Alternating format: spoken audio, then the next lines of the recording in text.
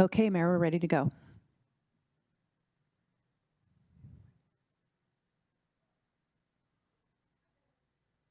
Oh, sorry. We are live in the council chambers for the first time in over 2 years, so please forgive us if we make a mistake. I'm going to call tonight's meeting to order, and we have a new gavel even. Thank you, City Clerk. Okay, so now we need a roll call. Thank you, Mayor. Councilmember Murray? Present. Councilmember Ryan? Present. Mayor Matsumoto Wright? Present. Mayor Pro Tem Wall? Here. Councilmember Sonmore? Here. Councilmember Woodard? Present. And Councilmember McCardle asked to be excused. Move to excuse. Second. And Mayor, we don't need a roll we call do- vote. We're back in person. Okay, so now I can say all in favor? All right. All in favor? Aye. Aye. All opposed? He is excused. Motion carries. Thank you. And this is a joint meeting with the Planning Commission, and at the current moment, we have only 3 logged in, which is not a quorum. So I am not going to call roll right now for the Planning Commission, and they're welcome to listen in, but since they don't have a quorum of their body, they can just listen tonight and not discuss unless one of them comes a little bit later. So thank you, Planning Commissioners, for joining us. We have Commissioner Payne Donovan, we have Commissioner Jim Culver, and we have Commissioner Harrison. Welcome. And with that, if it's okay, Mayor, I'll toss it over to Assistant City Manager Stephen Clifton. Thank you. Great. Can everyone hear me clearly? Great. Okay, for the record, I'm Stephen Clifton, Assistant City Manager. For tonight's presentation related to multifamily property tax exemption programs, I'll just give brief introductory remarks. Most of the presentation will be from Adam Seidman with the Concord Group. Chapter 8414 of the Revised Code of Washington authorizes jurisdictions within the state of Washington to establish multifamily housing/property tax exemption programs. The acronym is referred to as MFTE. If a jurisdiction adopts an ordinance allowing these types of programs, a developer has the ability to apply to a city for the property tax exemption from the residential portion of a project for a certain number of years. The land and commercial amenities would still be taxed. In 2008, the Mountlake Terrace City Council adopted Ordinance 2480, which encouraged multifamily housing to be developed in certain areas of the city.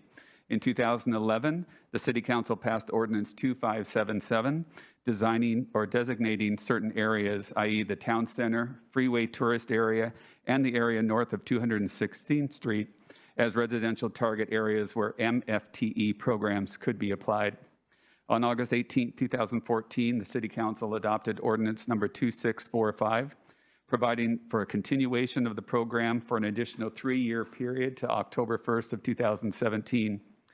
Communities within the Puget Sound area have used multifamily residential property tax exemption programs as a way to help them meet state and local goals of encouraging residential opportunities in urban centers, while at the same time incentivizing the development of housing units that are at a greater level of affordability, i.e. below market rates. Although the MFTE program was not extended beyond 2017 within the city of Mountlake Terrace, the conversation as to whether it should be reinstated continues. Within the memorandum to council, the city's council's goal of housing choices for all income levels is referenced. Specifically, it calls for the creation of a list of development incentives that may encourage a diversity of housing types, for example, exploring the merits of reinstating the multifamily property tax exemption program, density bonuses, etc. Additionally, the goals call for ensuring housing that is available for all income levels while planning for anticipated growth, adopting policies for best practices, remove barriers to provide a variety of housing opportunities, creating a list of development incentives that may encourage a diversity of housing types, examining zoning and land use regulatory powers to identify options for diversifying the housing stock, and working with the development community and housing authorities to identify ways to create more affordable units within the city. To help implement the City Council goal, The city contacted firms in an effort to find one that could assess ways to incentivize the development of residential and commercial uses within the town center sub-area, otherwise known as the town center, while at the same time identifying ways to develop more residential housing that is at a greater level of affordability, i.e. below market rate. The city entered into a professional services agreement with the Concord Group, otherwise known as TCG, who prepared a document which is included within the council packet. It has a rather long title, which is Strategic Analysis of Recommendations on Residential Incentives for Town Center Sub-Area in Mountlake, Terrace, Washington.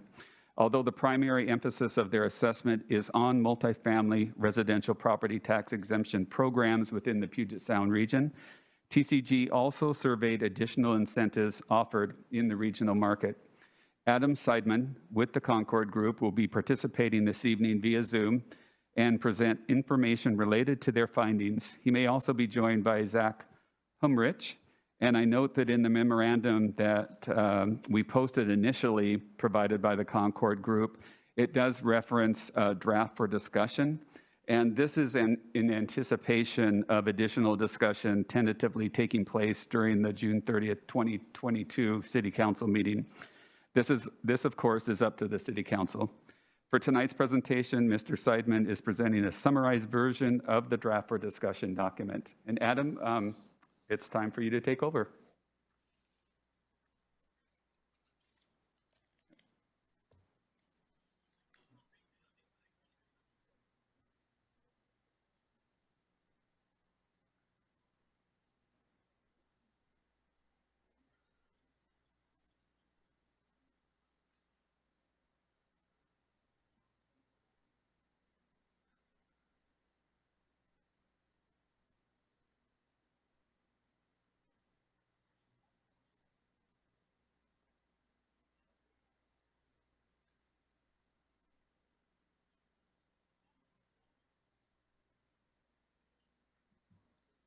As it is to have my face pretty big on the screen, I'm going to shrink it by opening and sharing on the screen the document that's prepared for tonight. As Stefan noted, there was a larger draft report that was should have been distributed to City Council members prior. This will be essentially a condensed version of that, and we'll run through it relatively quickly because I want to make sure that we have some time if there are questions or areas for clarification, that we have time for some conversation as well tonight.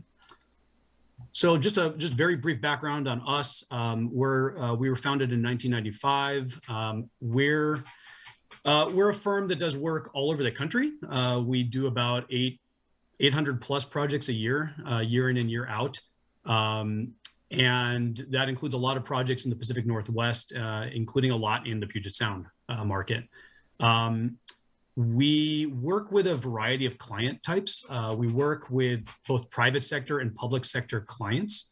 And that's actually a lot of times why municipalities are interested in bringing us on board, because we have the viewpoint of both sides. So for example, I've personally worked, and our team has worked on a number of projects in the Puget Sound directly for developers or their partners, where they're assessing should they go into a project and looking at incentives such as MFTE and sometimes other incentives as potential levers that they want us to help them analyze. So we've done actually a number of jobs on the other side of the equation here, on the private side, helping our clients try to understand, does it make sense or not? We've helped some municipalities as well, looking to understand this, and honored to be able to help your city as well here. So background in terms of what our scope of work was. So the city said that you are assessing ways to incentivize development in the plus or minus 82 acre area, the town center sub area. And we were asked to provide strategic guidance specifically on residential development incentives. So not this report, and what we'll talk about tonight is only focused on residential incentives within the town center sub area. And our scope of work included reviewing, what the current plans are, the most recent documents, et cetera. Doing a survey of incentives offered in the regional market, both what you offer in your city, and then surrounding and other nearby peer cities. We conducted interviews with multifamily developers to get the kind of the other side take of how they view the multifamily tax exemption and other incentives. We performed a relatively high-level financial analysis that we can talk through tonight to hopefully elucidate how the development community views specifically the MFTE incentive for when they're looking at developments. And then we provided recommendations regarding incentives in the town center subarea. So just to make sure we're all on the same page, the town center districts or the area that we're looking at is what's outlined over here. We have various sub-districts in here, which I think are relevant for discussion around certain types of incentives as well, because there's different aspects within the town center, right, in terms of your building heights and other allowances that are, I think, are important to understand when you think about incentives and how they connect. So some overview on residential incentives. So there's a lot of different types of incentives. MFTE is certainly not the only one. There are a number of other types of incentives. MFTE has probably become the most popular one in the state of Washington for especially multifamily developers to look at because it can have meaningful impact on their financials and ultimately impact their decision to make go or no go decisions. Incentives that municipalities offer are almost always, if not always, tied to some kind of objective that the city is trying to help incentivize. So that could be increasing affordable housing. It could be increasing quote unquote green housing or development. It could be just trying to increase overall housing period, or to bring certain types of housing to the market that are not there now. So for example, it might be to encourage higher density housing with more floors or below grade parking. So there's a number of ways that municipalities can and have used incentives to try to solve some of those different objectives. So common incentives, and we look basically at all of these through this analysis. So MFTE, the multifamily housing property tax exemption, is one we'll cover in depth tonight. Density bonuses, height limit bonuses, parking ratio requirements, so like lowering parking ratio requirements, and then fee waivers are different ways. I mean, there's a laundry list, and this is kind of a subset of that laundry list, but these are pretty typical ways that that municipalities will try to incentivize development and to try to connect it to various goals. And these are also what we hear the development community in the state of Washington and then in Puget Sound. These are the types of incentives that they are looking at when they're reviewing their development opportunities. We won't get into a long discussion on the history of any of these incentives, but MFTE has a long history in the state, dates back to 1995. It was really put in place to encourage development, not necessarily affordable housing development, but just development overall in 3 major cities. That was Seattle, Tacoma, and Spokane. And over the years since then, there have been a number of pretty major revisions to the program. Probably the most significant one taking place in 2007, but even recently, as of just last year, there were fairly substantial changes to the program that were put in place. There's a few different ways that cities and municipalities can enact this program. There's obviously a lot of detail within the RCW that talks about the program, but the program is actually fairly flexible, and it's pretty interesting to see as you review various cities and even your own experience with MFTE in the past. Just every municipality has enacted it a little bit differently, and the code is written in a flexible enough manner where cities, and in the case of Pierce County, counties can utilize the MFTE in various ways to hit different objectives that they have. So there are these baseline requirements. So again, these are just baseline requirements, and cities can make adjustments based on these. There's an 8-year exemption, which does not have any affordable housing requirements set by the state, and stipulates really just that there's a minimum of 4 new units created. So that's the kind of the non-affordable housing requirement piece to the MFTE program, which some cities offer, some cities don't, and some developers take advantage of, and some don't. There's a 12-year exemption, which the program allows for, so longer time for property tax exemption, but there is an affordable housing requirement connected to it. And the program stipulates that 20% of residential units must be affordable to households that are in low and moderate income. And this definition has actually been a little bit fungible over the years, but essentially it's 80% and up to about 115% of area median income, which is not what actually a lot of folks in the affordable housing world would necessarily characterize as low income. Typically low income is not always, but usually under 80% of area median income. So it's an interesting, kind of an interesting wording in the program. Now this is just the baseline requirement, and we'll talk about how other cities have gone below that 80% threshold. And then as of last year, there's a couple ways for that the program sets out for 20-year exemptions. The one we're highlighting here, which is not for homeownership, but for generally for rental properties, is for a 99-year affordability requirement tied to a 20-year property tax exemption. And there is a requirement, I believe, written into this 20-year exemption that it has to be located within a 1 mile of a high-capacity transit station. It's my understanding that this was that specifically this is a program geared towards Shoreline, the way it's written, the city of Shoreline, and that they're using it as a pilot program for this new piece or this new type of exemption. So I believe Seattle and Shoreline both offer the 20-year exemption at this time. The history of the multifamily tax exemption in Mountlake Terrace, the city began offering the exemption in 2011 as an 8-year exemption with no affordability requirements. So basically in line with what the baseline requirements are set out from the state. The program has expired. So the city has a history of it. The program's expired. And now the question on the table is, should this program be reinstated? And if so, how? And obviously, are there other incentives that the city should be looking at to help incentivize development in the town center area specifically? Before the exemption expired, notably, there were 4 projects with almost 1,000 total residential units that were either developed or are currently under development that took advantage of the multifamily tax exemption. So that dates back to really the beginning of the program being offered in the city with Arbor Village, which was built in 2013, which means they were granted the exemption basically at the very beginning of the program, very likely in 2011, 2012. That was 123 rental units. Vineyard Park, which is a senior project, built in 2015, had 104 senior rental units.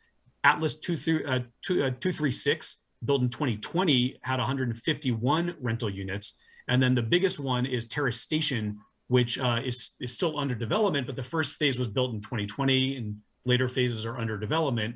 And so 260 units, give or take, were developed in phase 1, and at full build out will be about 640 total units for Terrace Station. So pretty significant number of units actually created thus far, even though the program has not been in existence in the city here for at least a few years.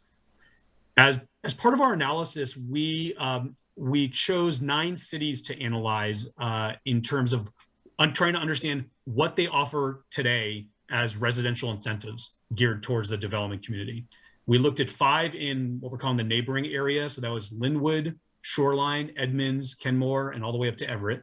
And then 4 communities on the east side, or some are neighboring. There's a little bit funny terminology here in regards to maybe where Bothell sits. But Bothell, Woodinville, Kirkland, and Redmond were the 4 other cities that we surveyed as part of this analysis.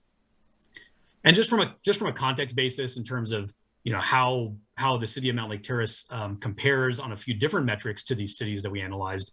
On the smaller side, in terms of both overall population and number of apartment units developed to date, at least institutional type of apartment units developed to date. So about 21,000 people as of the most recent data that we have for city information, for the city of Mountlake Terrace. Right around the same size population-wise as Kenmore, a little bit bigger than Woodinville, but basically smaller than the other peer cities here, and 2,600 apartment units that we could identify, which was fairly low compared to most of the peer cities on here. It was only above Kenmore and Woodinville in terms of total apartment production to date. And then we also wanted to look at where rents are today, because this plays a pretty important part as we think about, especially incentives like the multifamily tax exemption. We can see that rents, in this case, rents per square foot in Mountlake Terrace are pretty competitive in the region. I mean, they're overall above Linwood, basically right in line with Shoreline, above Edmonds and Kenmore and Everett, right in line with Bothell, and below some of the other higher priced east side markets like Woodinville, Kirkland, and Redmond. Part of what drives this higher rent here is also some of the newer projects. So like Terrace Station, just because the sheer size of that project and the fact that you don't have that many other units in the marketplace here drives that up. So there's kind of a higher share of newer units in Mountlake Terrace, which drives up this overall average. But there's been good rent growth. Scott and Stefan and the team shared some recent information with me in terms of like headline news around rent growth, and we did our own investigation and saw, I mean, these diamonds on here show pretty strong rent growth. I mean, the last 5 years you've had about 30% rent growth, which is stronger than basically almost all the markets in here except for I think Woodinville and maybe right in line with Everett. So very strong rent growth. $2.25, I will say, is it's a blended average across different projects, but that's still typically not enough. I mean, without doing any in-depth financial analysis for a client, we would typically know that that's not going to be enough to support new higher density multifamily development for rental projects, just by looking at the rent and rent per square foot. So right off the bat, if someone were to come to me, a client were to come to me and say, hey, can we make this pencil? I'd be like, well, this may be tight actually if we're looking at rents in this structure. And this is why developers do look at residential incentives as pretty meaningful ways to help improve the financial feasibility of projects. And we'll talk about that in a few minutes here. So the results of the Peer Cities survey. So in regards to the multifamily tax exemption, all the cities surveyed here have current programs. So, and you can see that they're all a little bit, they all offered something a little bit different actually, in terms of the types of programs and some of the details around it, but they all had some program in place. Some had just an 8-year program. So like City of Woodinville only has an 8-year program in effect, similar to what you had at the City of Mountlake Terrace prior to expiration. Most of them have 8 or 12 years. That's kind of the most typical that you see around the state is 8 or 12-year exemptions. And then Seattle and Shoreline both have this 20-year new type of exemption that are on offer. When you look from between 2007 and 2019, which was the date of a major report that the state put out in regards to the MFTE program. So when you look between 2007, which is when a lot of cities were able to enter the program, and 2019, which is the date of this big report, about 28,000 total multifamily tax exemption units were built in qualifying cities across the state in that time period, which represented about 27% of all rental multifamily units built over that time period. And 7,200 of those units were affordable in some capacity. So that could be affordable below 80%. It could be affordable under the definitions that the state has set out, which is between 80 and 115%. But it's got to be somewhere basically within those guidelines. Mountlake Terrace, and this is just between 2007 and 2019, so it doesn't include all the stuff like Atlas 236 and Terrace Station. But between that time period, Mountlake Terrace had 227 units created under the MFTE program, so under those first 2 projects that I mentioned, which was 42% of all the multifamily development that took place in the entire city over that 12-year time period. None of those were affordable units, right? And again, this goes this is not unexpected given that the exemption was an 8-year exemption with no affordable housing requirement in place. You can see that in the survey that we did over this time frame, the cities that reported, and there's a number of cities that either were kind of too new to report when this survey was taken in 2019, or that were not good at actually submitting their information, which was flagged. If any of you read that 2019 legislative report, it was flagged as a real issue that cities were not reporting either information at all or in a timely fashion. So that's what the NRs on this chart means, not reported. But you can see the ones that reported generally, the MFTE units represented between 25 and 55% of total apartment production over that 12-year period. So pretty substantial impact in terms of the total number of units that were produced in these peer cities. I will say that the program overall, since its inception and definitely in the survey time period, 2007 to 2019, has still been dominated by a few cities, Seattle being the biggest, right? So when anyone talks about housing creation, given MFTE, the lion's share of that housing created across the state is going to be, not surprisingly, in the state's biggest cities. And also those are the cities that have had the longest history with the program because they were the ones that the program was created for. Over time, some of the major changes that have happened over time with the program is that the population limit allowance has kind of gone down over the years. And so I think initially it was like 150,000 people was the minimum population size, and just it's steadily gone down in different revisions over the years. And again, 2007 was kind of one of the major changes in terms of the population limit and some other requirements that were in place. We surveyed also what kind of exemptions are on offer and what the requirements are. So 8-year exemption, again, the state does not require any affordable housing exemption requirement for the 8-year exemption. You can see that our closest neighbor, your closest neighbors here, had no affordable housing requirements for their 8-year exemptions. All the 4 East Side cities that we surveyed all did. They all had an affordable housing requirement, which went above and beyond what was required by the state in this case. So you can have the 8-year exemption and still put in place an affordable housing requirement. It doesn't have to only be on the 12-year. The 12-year, what the state says is you have to do it on the 12-year. You don't have to do it on the 8-year. And it's up to you as the city to choose how you want to do that.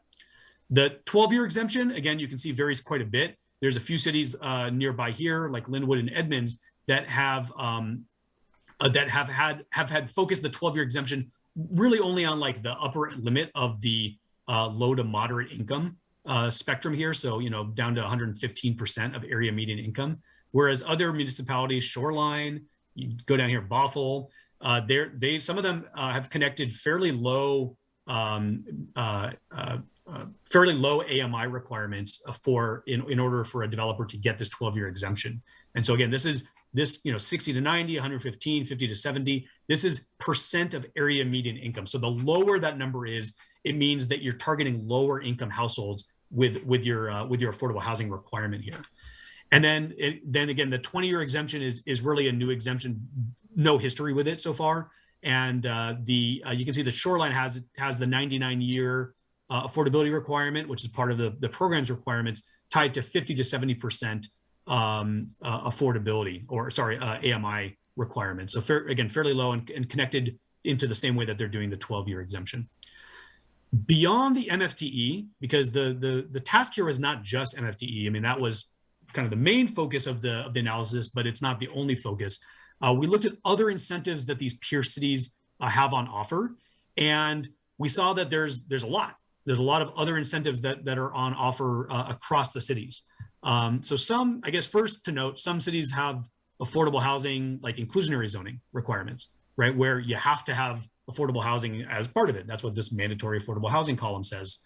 And it's probably too small to read on your screen, but if you have this report, or you can see it on the screen here, you can see kind of what that says here. So mandatory affordable housing. The city of Linwood apparently is considering that currently. Density bonuses, fee waivers, height limit bonuses, parking ratio reductions.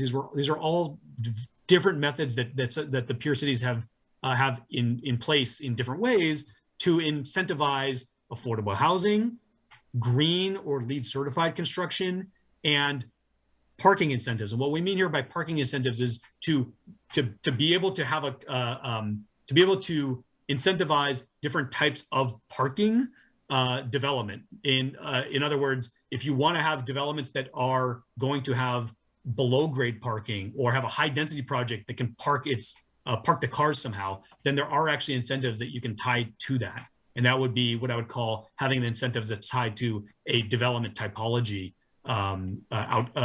desired outcome.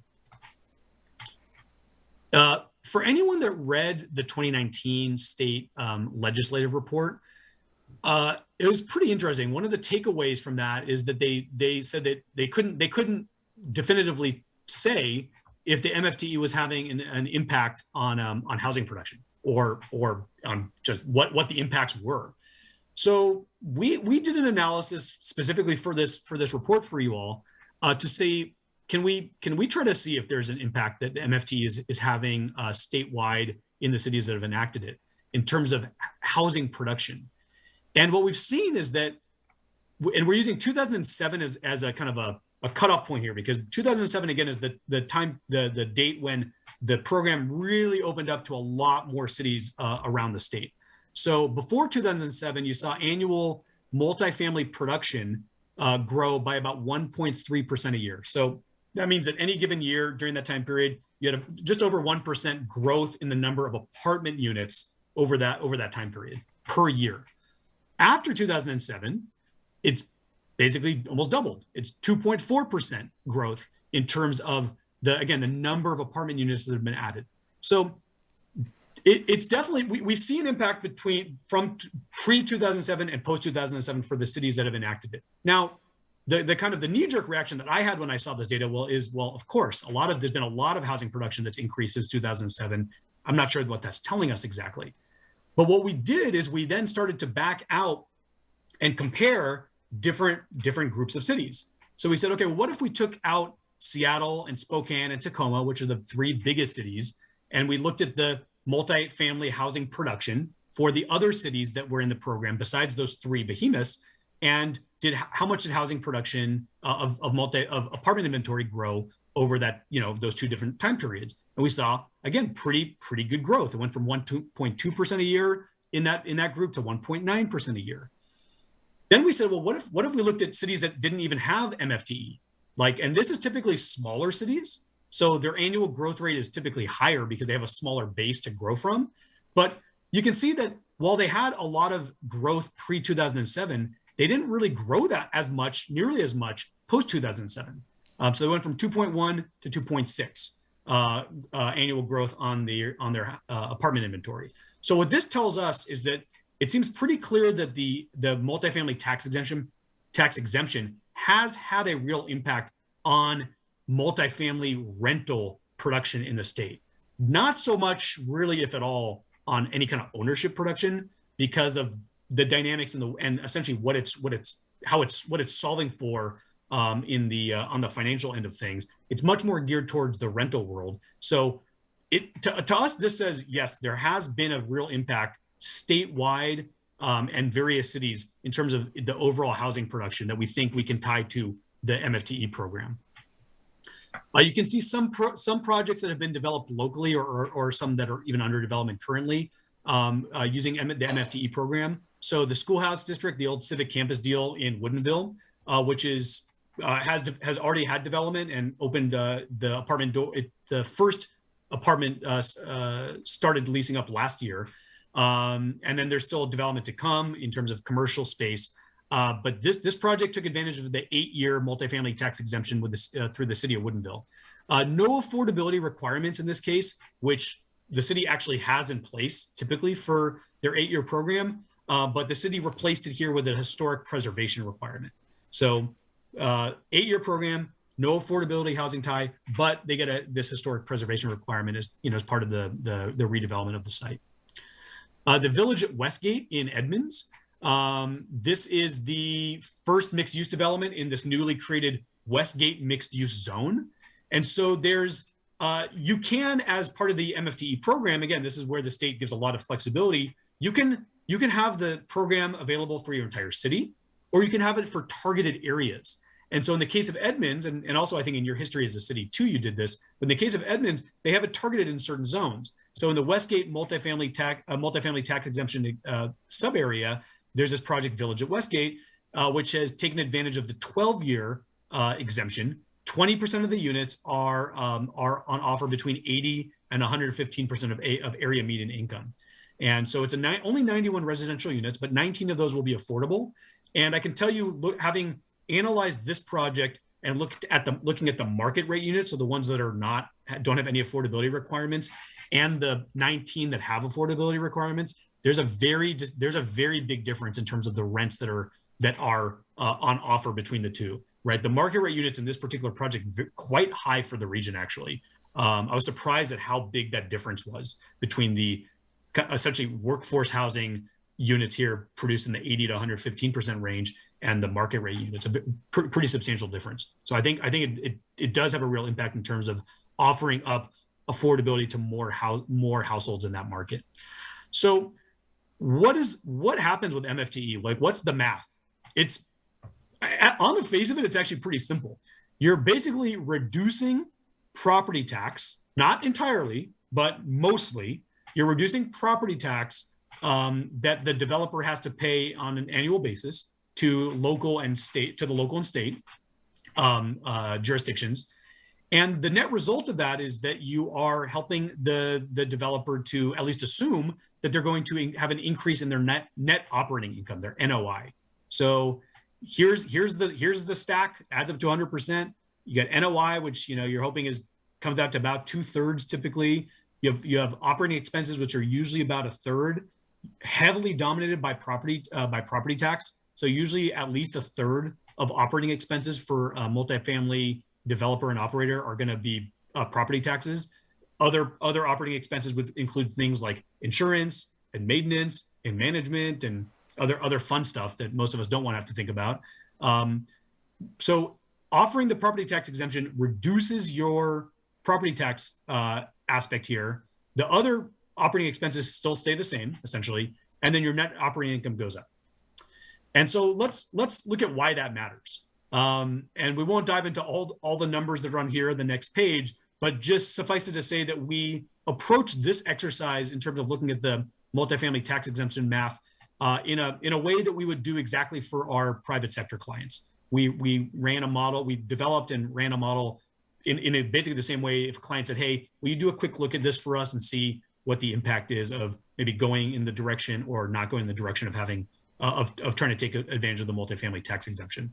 And so we programmed in various inputs in terms of an assumed unit count here, 250 units, average unit size of 750 square feet. We looked at market rate rents and affordable housing rents, and we looked at property tax assumptions and construction cost assumptions, et cetera. The big takeaway for us was that given our at least current and most current, very kind of high level, I still would say, assumptions on how someone would look at doing an apartment development today in Mountlake Terrace. Because those assumptions on the prior page, we think are current and relatively real in terms of how they connect to the market realities. We believe that given those assumptions, that today a market rate development without any kind of MFTE exemption may not pencil for a developer. So it doesn't mean that wouldn't have any profits for the developer. It just means that the way a lot of developers look at it, which could be, in this case, we're using return on cost method as the way to analyze it, it just may not exceed their threshold for development. So in this example, we're using a 5% return on cost requirement threshold. That's pretty typical for a lot of our apartment developer clients. They say, okay, look, we have this return on cost threshold, which is net operating income divided by their total project costs. And it's a pretty easy way for them to compare different development opportunities. They're gonna look at a number of factors. They're gonna make a high level pro forma, kind of like this, if not, or a more sophisticated one. They're gonna compare their outgoing capitalization rate or cap rate, and then they're gonna say, does this project work or not? And in the case of the no MFTE scenario, it looks like it wouldn't exceed the threshold. Probably would be a tough sell for someone if an acquisition guy or girl at a developer was trying to sell this to their investment committee, or if the development team was trying to sell this to investment partners, might be a no-go, given that that it's a little bit far from the threshold there. We ran a second scenario which had the same assumptions in there, but offered an 8-year property tax exemption with no affordability housing requirement, and that exceeded the threshold. So that would say to a developer, potentially, not necessarily, but potentially, this might be a project worth pursuing. At least put some more dollars in, pay some people to analyze it, have your team investigate it further, assuming that all other things make sense. So the 8-year exemption in this case seems to boost the returns up enough, sufficiently high enough to look like they would make a project financially feasible. We ran the third scenario, which is the MFTE program, 12-year exemption, And in this case, assuming that you would require 20% of the units at 60% of area median income, which is below what the state requires. So this would be more in line with what a lot of folks would typically assume is an affordable housing type of area median income at 60% of AMI. And so the net result there is that it basically just hit the threshold. I mean, the technicality here, we're just using the model to spit out what it says. We were looking for 5% or above. It spit out a return on cost of 4.999. So no developer in their right mind would look at that and say, oh, it doesn't meet the threshold. They would look at that and say, oh, that's pretty close. Let's see if I think they would say, let's see if we can make this work. So it's, it might be a little tight still, and you might, as a developer, then start to have to think about, okay, can we increase the rents in the market rate, or how do we bring our construction costs down? Or, I mean, there's a lot of ways to kind of massage the financials on the pro forma side. But this tells us at a high level, without trying to game this at all, like we approached this from the perspective of, let's see what this says. Let's plug in these inputs. Let's put these parameters down, and let's see what it spits out. And it spits out kind of what you would kind of think, which is that the MFTE does have a real impact on the financials from the developer perspective.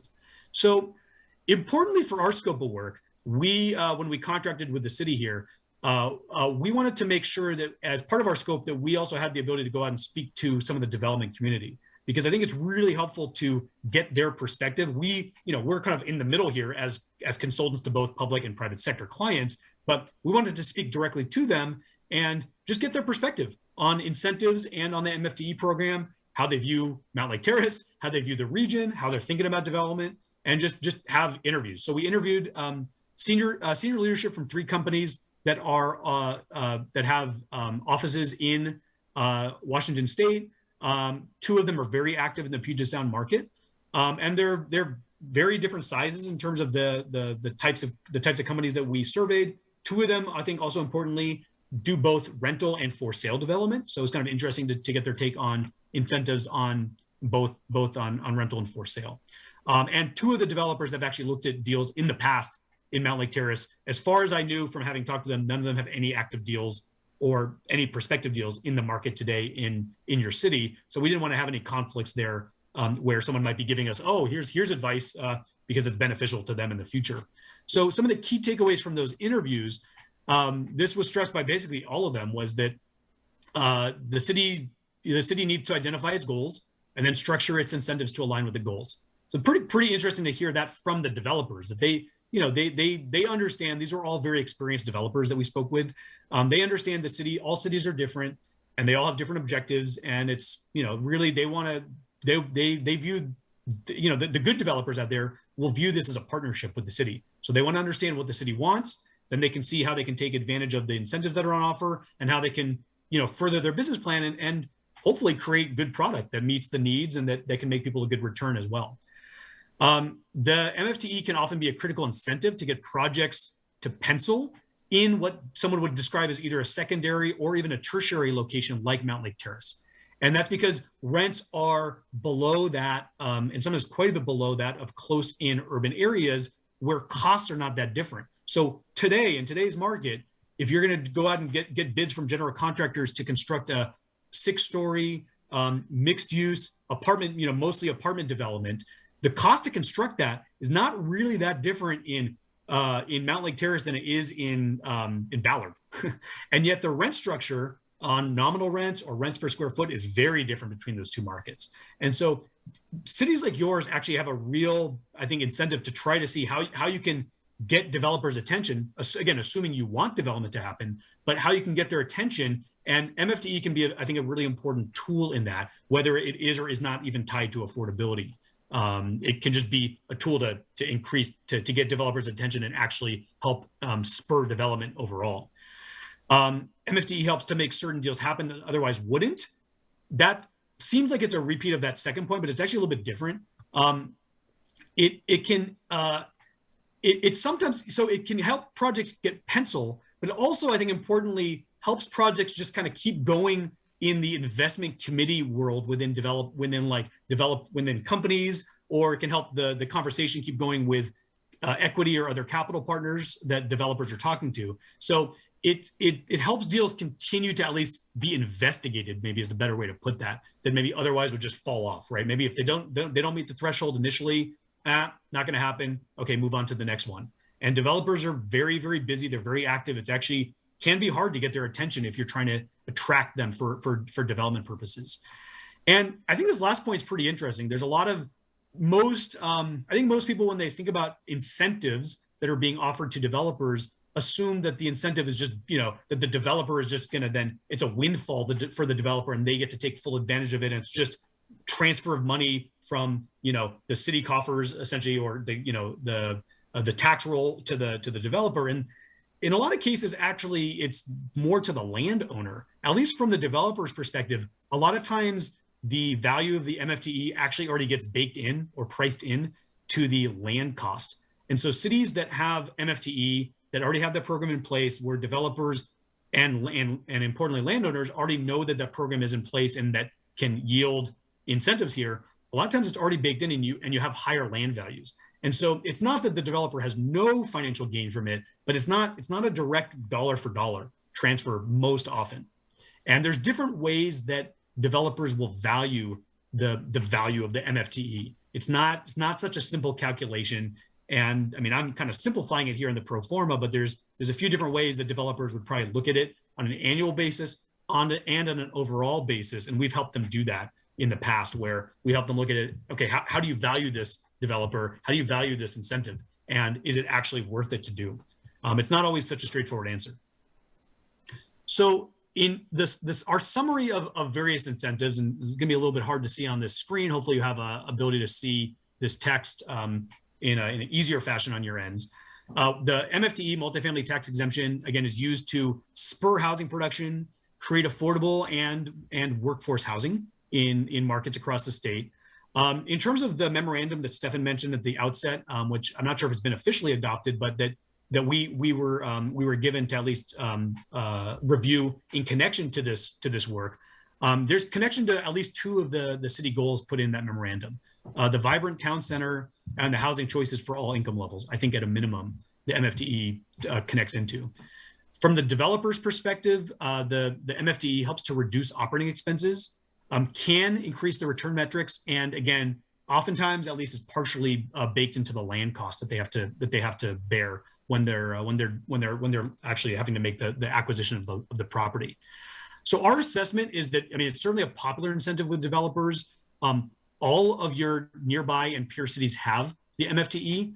And we think that if you were to tie it to affordable housing requirement, again, you don't have to if you do an 8-year requirement, but whether you do 8 or 12, we think that if you do tie it to affordable housing, that it would be worth investigating, tying it to a lower AMI requirement than what the state has as their minimum. So we think probably 60% or below of AMI.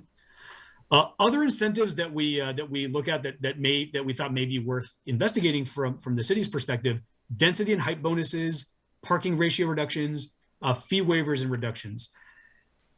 These are a lot less relevant, I think, in the town center area. I think the town center sub-area plan that your city has put together is actually very interesting from my perspective in the way that it's been thought through.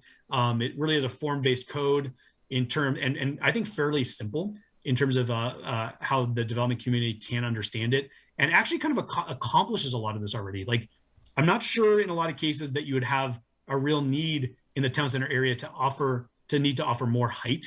That developers would necessarily be looking for that. 4 to 8 stories is going to be the sweet spot, and that's pretty common for most of your town center sub area.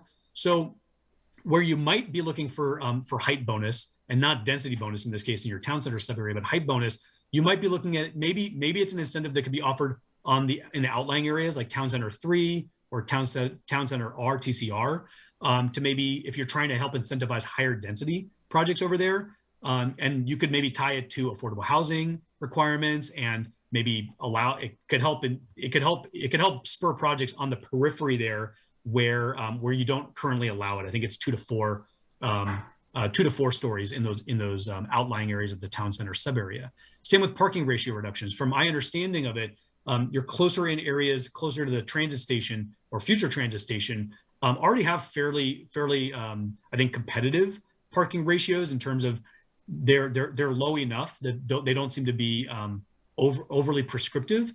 developers are going to want to offer parking anyways. I mean, this is going to be a market where consumers are going to have cars.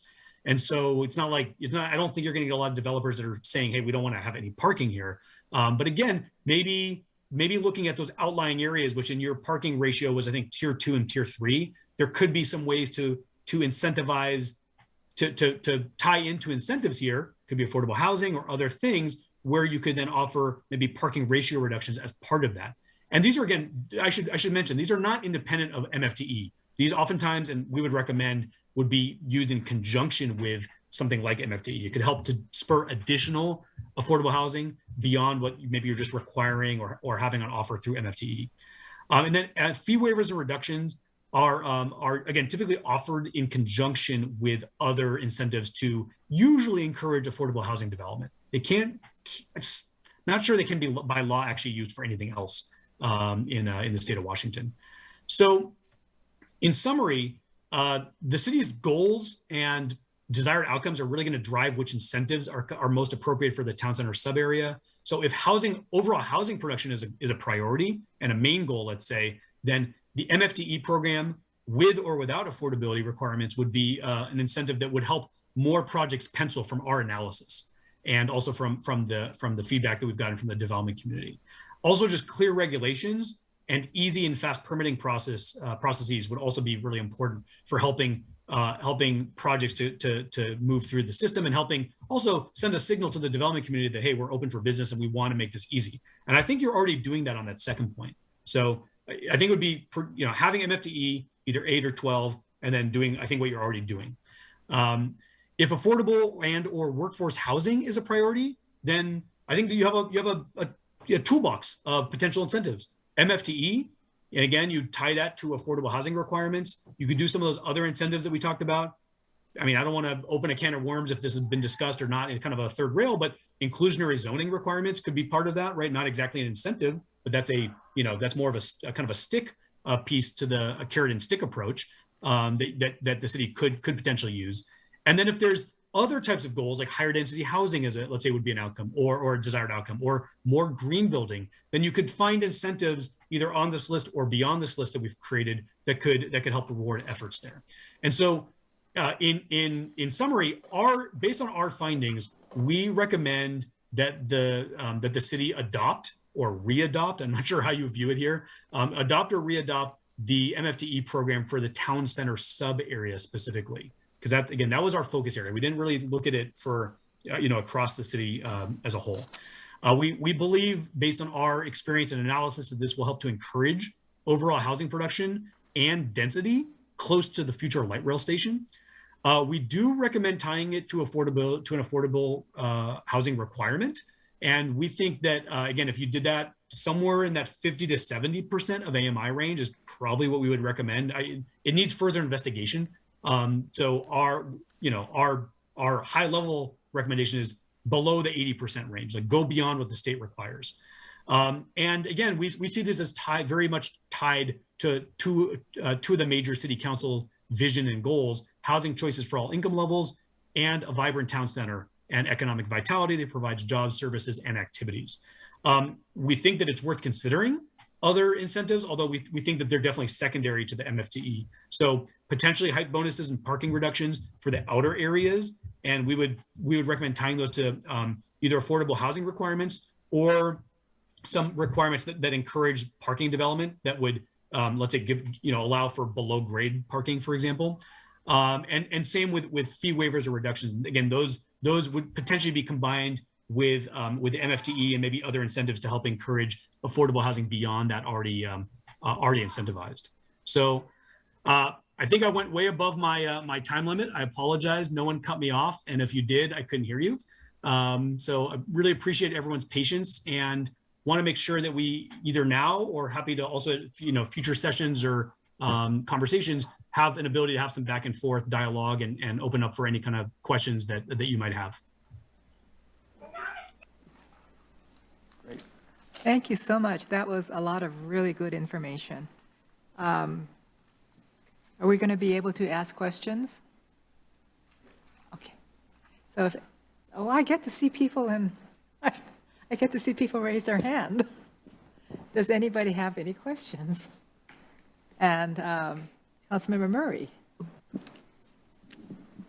Thank you, Mayor, and thank you, Adam. Appreciate the presentation and all of the good information as well.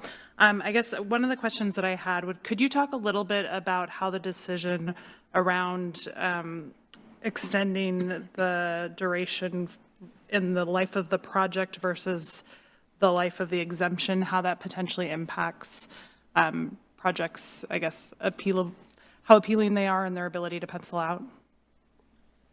Is your question like the 8 versus 12 year, for example? Well, it talks about, so when we look at those, it talks about the duration of the affordability requirement when looking at affordable housing, and some are for the life of the project and some are for the life of the exemption. So I'm curious if you could speak to that a little bit. Yeah, that's a great question. So again, like I said at the outset, every city has done this differently.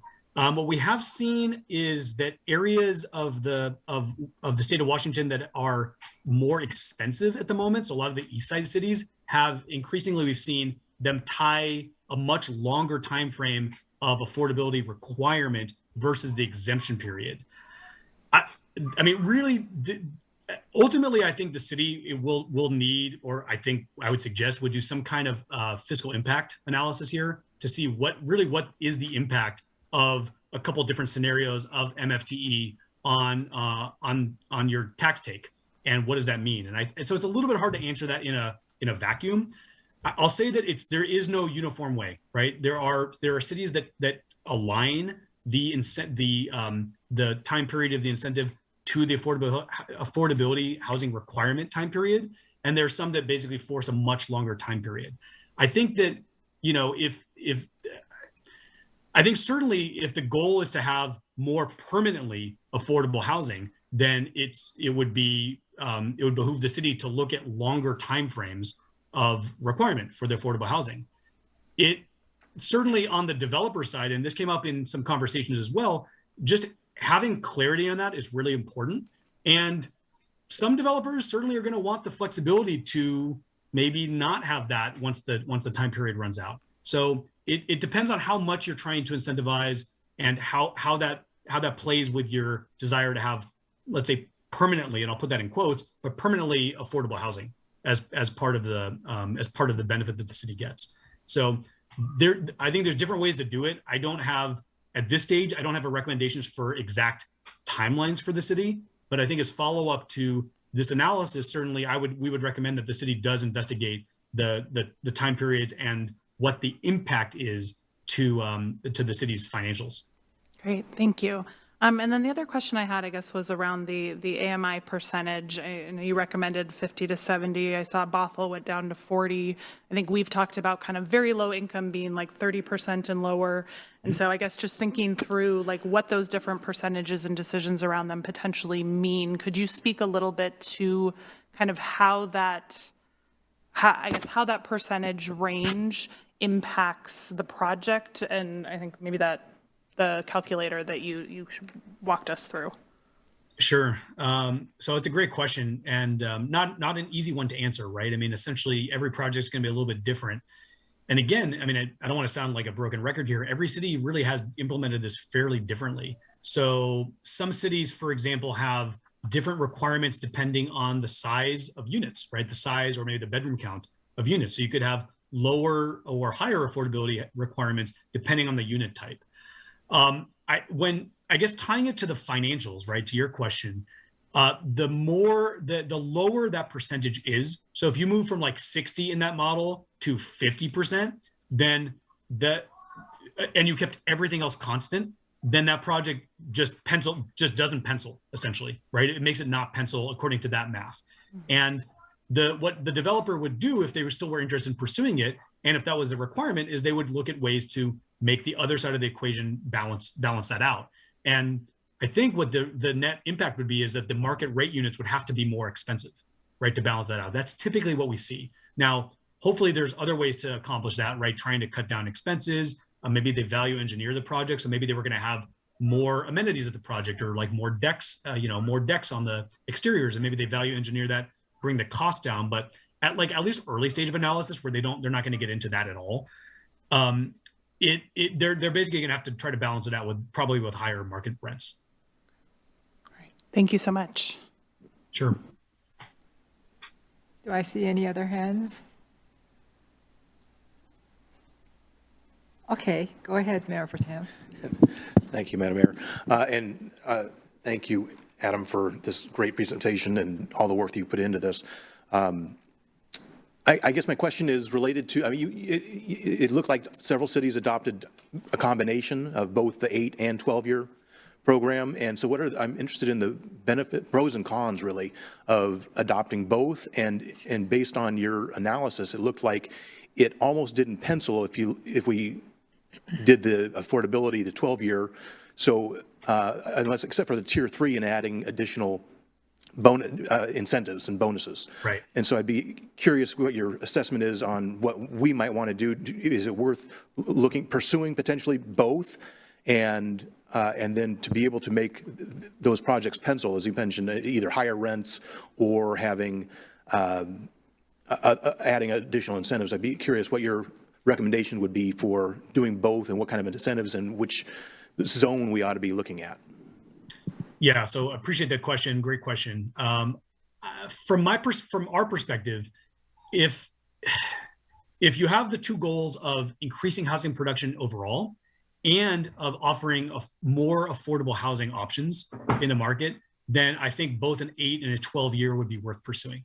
And in that case, the 8 you can maybe wouldn't be tied to affordable housing requirements, because if the goal again is to just incentivize development overall, right? You haven't seen very much development in your city, as we saw in the numbers, and you have had, and all the recent projects have actually taken advantage of the MFTE program with the 8-year exemption. Our take would be that you're going to have developers, some will gravitate towards the 8 and some to the 12, and it's not always clear what's going to pencil for a given developer. So one of the developers I spoke with on this, I actually was trying, and they're very active, like merchant developers, so they're very active in the Puget Sound market. They find sites, they develop them, they lease them up, and then they sell them, right? That's their business model. And they're very, very familiar with MFTE. I mean, they've used it a lot. And they've even used it, I think, in one ownership program as well that they did, a for sale project. I was kind of trying to nail them down on this question, like, hey, what do you prefer, 8 or 12? And what I kept getting back from him and some others that we interviewed is that it really depends. It really depends. They're going to run the numbers various ways. They're going to take what's on offer that the city has and what the requirements are, and they're going to run the math. And it's not always advantageous to have necessarily the longer property tax exemption if the affordability requirements are maybe too onerous, given where the rents would fall, right? It may make it too close for comfort, right? Like in that model that I showed, and I think you're right to say it, I mean, it was kind of on the edge, right? I mean, it looked like it was on the edge. Again, I think that would still, from a very initial cut, I think that would still keep a developer interested, but it could be enough to say, well, we have this other one that pencils better. So in that case, the 8-year would definitely pencil a lot better. And, I think to me, it's really a question back to you as a city, right? Are you comfortable with that? If one of your goals is to just have housing production overall, if that is a major goal here, then I think an 8-year has a place. If the primary goal is really around affordable housing production, with a secondary goal being housing production overall, then I think it would be a 12-year with a requirement, or an 8-year with a requirement. Because again, you can do the 8-year with an affordability requirement as well. And that may be something you'd want to explore. Again, you can look at the fiscal impact for both, but you can tie the affordable housing to the 8-year. So sorry, I mean, I hope it's not a non-answer, but that's my honest take on it. But it sounds like it's worth pursuing both programs, though, or allowing both the 8 and 12 to give the developer the option. From my perspective, as someone who wants, would like to see more development in a city like yours, right? I think it would be great to have options. Then yes. It depends again from the political perspective and the city council's perspective. Is that trade-off worth it, right? I mean, because if you're not tying anything to the 8, then you are saying, okay, we are just really incentivizing development, period. I think that it still might be necessary given where rents are. It might. You may need to just incentivize development overall with an MFTE that has no ties. But it really goes back to what the primary goals are here. And I know that there may not be just one. There's not one goal, obviously, but the 8's going to incentivize production, and the 12 is going to incentivize both production and affordability and kind of, housing choices for a wider variety of households. Very good, thank you. Do I see any other hands coming up? All right. Well, I have no questions, but I did like the other choice too, the 20-year one. And I'm glad that Shoreline is working on that. So if there are no other questions, do we send it back to Stefan? Yes, Council, we have tentatively scheduled this agenda item on the June 30th City Council meeting as well. And so I think for city staff and perhaps Adam as well is we would like to know if there's any additional information you would like to have presented or researched or looked into to discuss further on June 30th.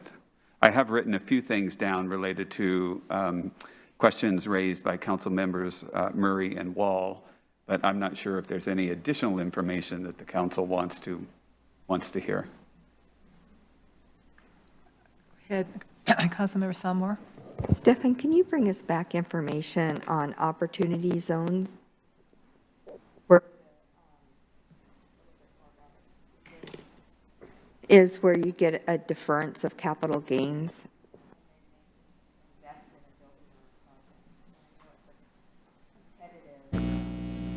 Councilmember, your mic turned off.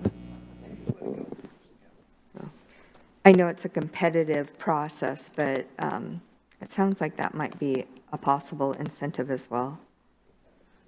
Yes, I do recall us, Scott, actually applying. We submitted an application for an opportunity zone, and we were not designated as one. Yeah. I know it started in 2017. Is it a yearly competitive process that you apply for? I'd have to look into that. Oh, thank you. Yeah. Go ahead, Mayor Protem. Okay, then you're next. Thank you, Madam Mayor.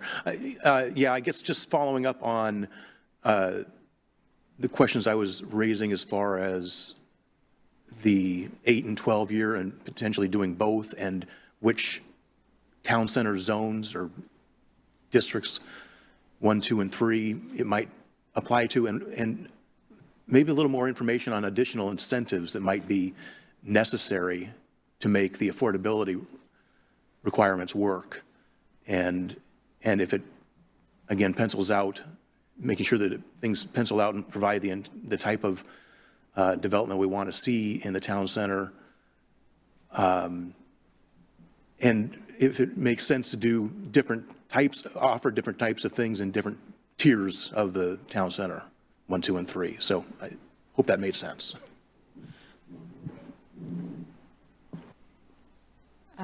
Rick, did you want to go next? Yeah. Okay, Councilmember Ryan. And then Thank you. I'm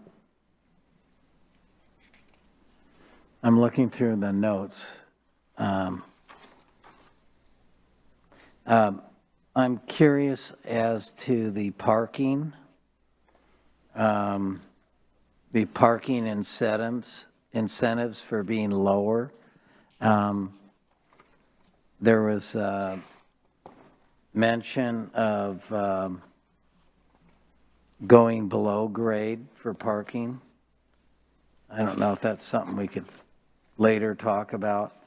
I know we're trying to do town center and walkability and transit oriented, but people still need transportation on their own, whether it's a bicycle and not during the winter.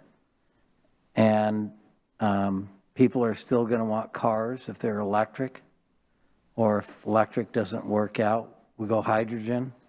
We don't know what's going to happen.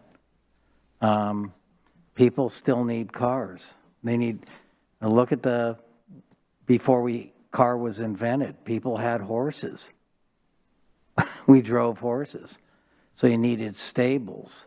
You needed to tie the horse up. I mean, now we got cars. So I I don't think cutting down parking is going to be very helpful. So I'd like to see something where that underground, I know it's really expensive, below grade parking garage or something would be factored into any of this. I don't know if it could, but that's kind of my mindset, is the parking. So that's that question. Oh, and the other question would be for Adam on, we have city comparisons. I'm sorry, I'm going to interrupt here myself.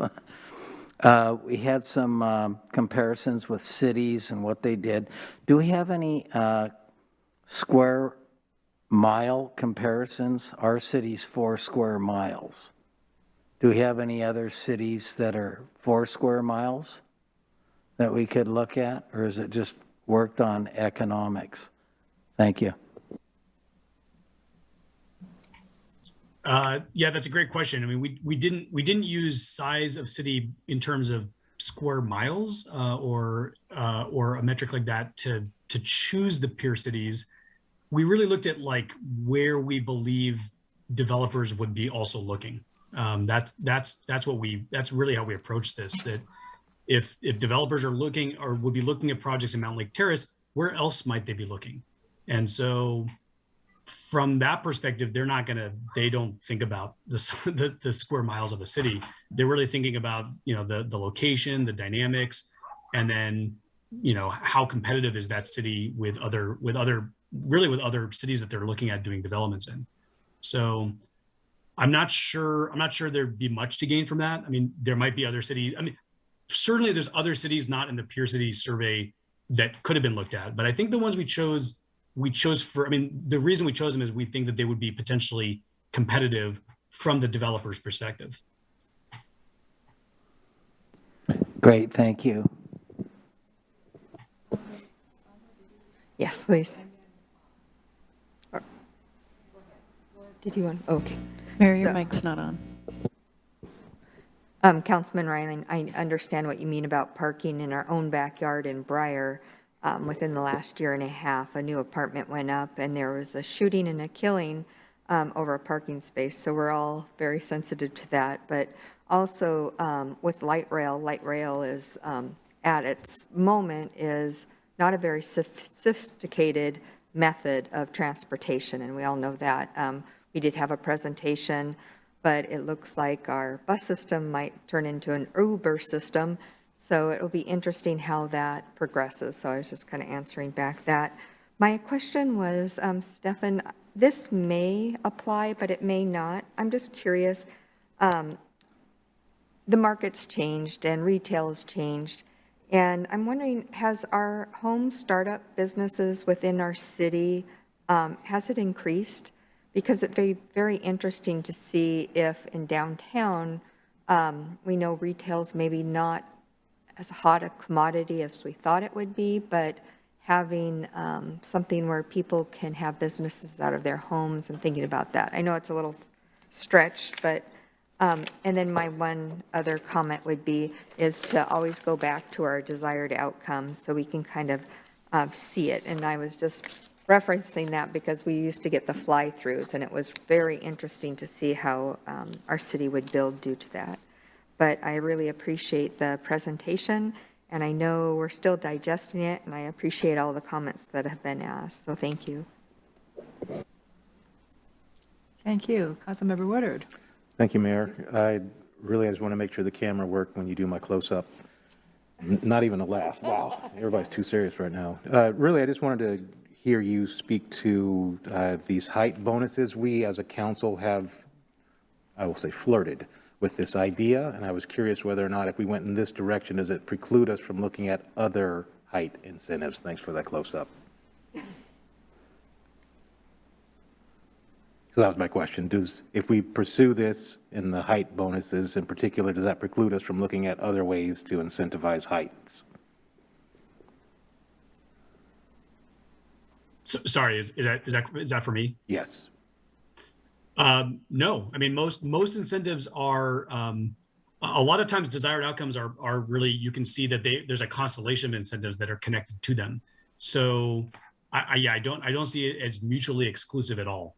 I will say that I'll say this from working with a lot of developers and folks on the private side, the clearer that you can make it from on the regulatory side, the better, right? If you're trying to incentivize development, because once you start to get into a lot of parsing and dicing and making it too complicated, a lot of developers will just say, too hard, right?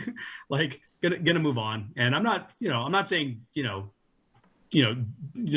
obviously what is in the city's best interest, but yeah, I mean, I think simpler and clearer is better. So that's why I actually really like what you've laid out already in the town center sub area, because someone can look at that, like me, who hadn't seen it before, and I can see, okay, here's where I can put my my podium project, right? I can put my 6-story building right there. It's very clear, and here's where I can't, unless there's other incentives that are offered for that. So yeah, no, I think that there's definitely ways to they're not mutually exclusive, would be my short answer. Thank you. And I also wanted to say thank you for this amount of work that you've done. I'm hearing it for the first time, but it was fairly easy to follow. So thank you for that work. Great, thank you. Councilmember Murray. Thank you, Mayor. Just a quick, one other thing, Stefan, that might be helpful, that maybe wasn't spoken to specifically, is just if we were going to look at in the inclusionary zoning piece of things, it would be helpful to know thoughts on how that potentially interacts with what we already have in place and what we may need to look at as far as additional incentives if we were to look at something like that. All right. Did you want to go again? Thank you. Yes. Pro Tem? Thank you, Madam Mayor. The focus of this has primarily been the town center area, correct? I am curious about if there, and it may be premature for this discussion because I think it has more to do, we need to go through our comp plan update, but I would be curious about some other zones, especially the affordability issue. I think we want affordability citywide, right? We want to produce, we want production, we want it all in the town center, right? Affordability and numbers, et cetera, right? But citywide, I'd be interested in, or other areas or hubs around the city that might be worth pursuing, especially the affordability 12-year exemption. Councilmember Sonmore. This is more of a comment or ask for information question. A lot of times we're just banking on the market's just going to stay the same. And we know relatively in about 3 years, or now about 2.5 years now, it will change. And we're always looking ahead so we can understand the market as it grows. Could you speak a little bit more to what you see in the foreseeable future about housing prices coming down and affordability changing? I know it's a crystal ball type of thing, but I'm just curious of your thoughts and opinions. Sorry, was that directed at me? Either one of you is fine. Anybody who will take my question. I can just say from our perspective, we do a lot of work in the housing sector, both on for sale and rental. One thing that's been very clear over the last 5+ years is that just construction costs have gone way up. So, I think when you're in an environment, if rents or home prices don't continue to go, kind of match that pace, you get into an environment where it gets very very hard to produce housing. And we've kind of already been there, essentially over the last couple of years. And that's where, and again, it ties into this conversation because incentives have actually helped projects happen probably that otherwise really couldn't because of higher construction costs. In terms of, the impact of in the home ownership world, mortgage rates just spiked to, level in, kind of quickest spike that we've seen in a very, very long time in most people's lifetimes. So in terms of, monthly payments that homeowners have to shell out now or prospective homeowners have to shell out, it's a very significant gain from last year. And so what we would expect if that continues is you expect more people to get priced out of the housing market and end up looking at either have to go elsewhere, right? Like leave your city or look to rent, right? I mean, I think those are outcomes of at least some of the near term stuff that we're talking about. But we don't know. 3 years out is a long time. We've seen how quickly interest rates, for example, and in conjunction mortgage rates have gone up. And so I think that, it's very, very, very hard. And that's why developers, they incur high risk, right? Because they're, any development that's started today doesn't open to have income generating for at least a couple of years typically. And so, every developer kind of has to have a little bit of a crystal ball. But yeah, I think I'll just say this, that your city is dealing with stuff that obviously cities around the country are dealing with, right? The very, very significant issues, and it's not unique to your city. So, Stefan, did you have an answer for that too, or crystal ball? No, I'm fine.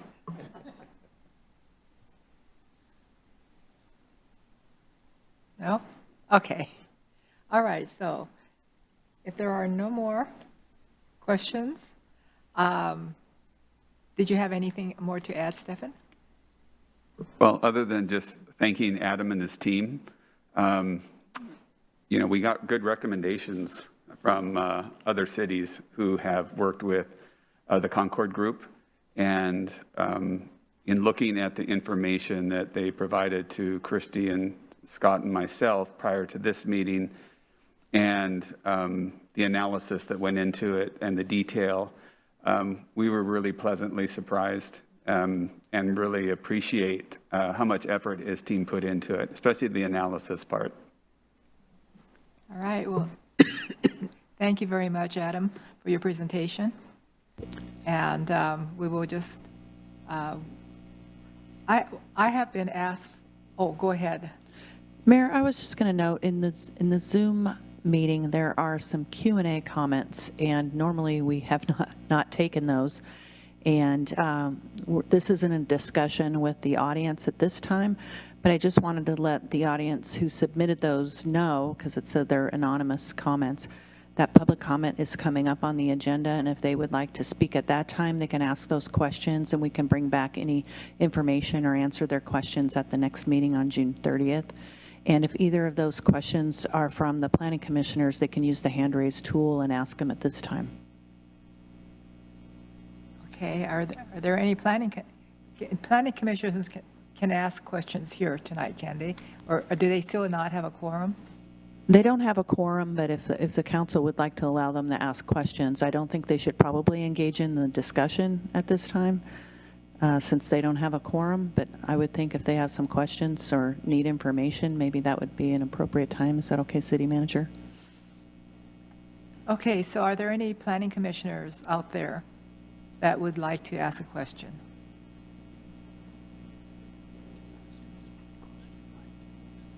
I don't see anyone. How would they do that? Would they? They would use the hand raise tool in Zoom. So it appears those comments are from the audience, and folks, if you would just use the hand raise tool when we get down to public comment, we can, we'll address them then. We won't have Adam in the meeting then, but we can get the answers for you. Thank you. Thank you. So thank you very much. Before we move on, I have been requested to have a 5-minute break. So would that be okay with everybody, a 5-minute break? Thank you very much, before our next presentation. So you guys can just set it up during that 5 minutes. Recording stopped.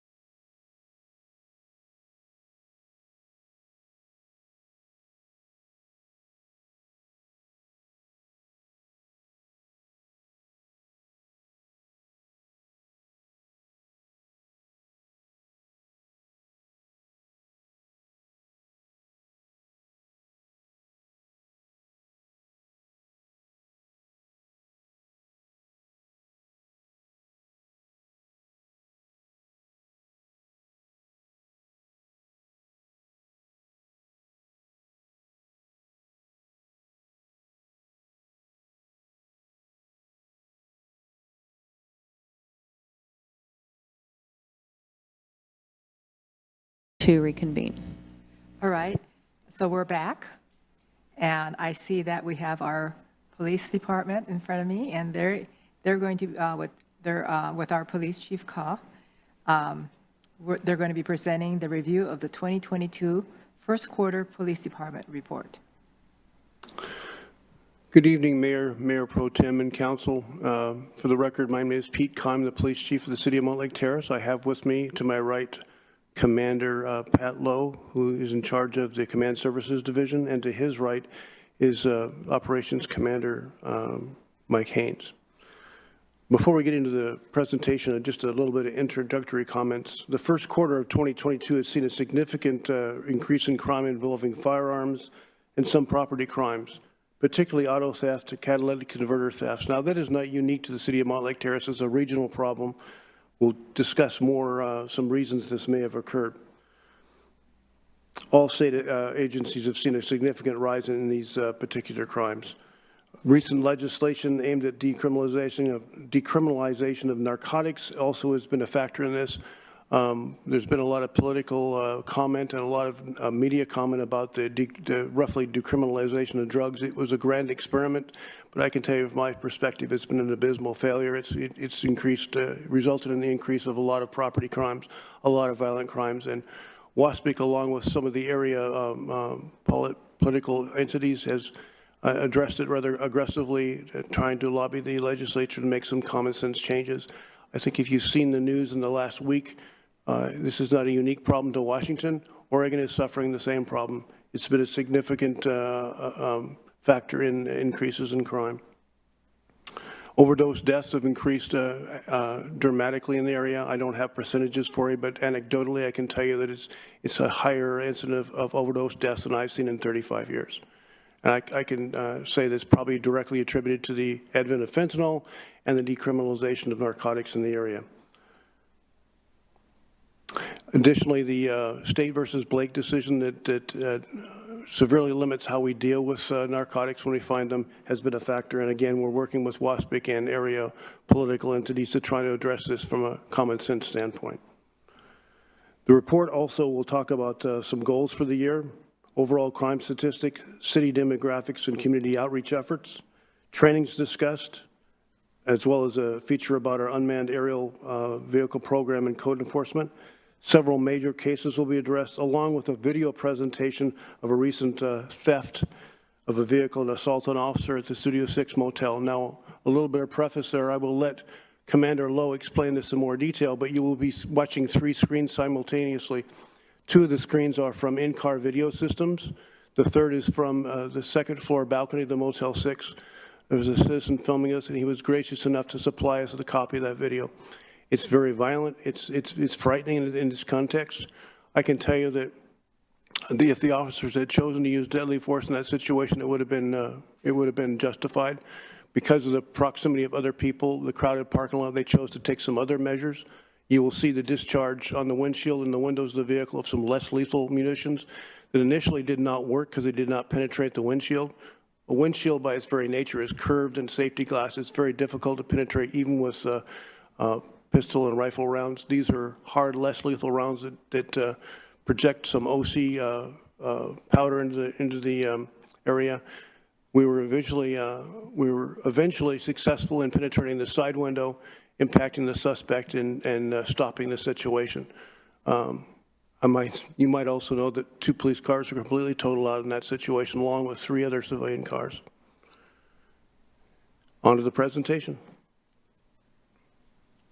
I keep this in front of you just for context. I'm not going to go over it each time, but that's our vision and mission statement. Goals philosophy, again, going back to President Obama's 2015 Task Force on 21st Century Policing, still relevant.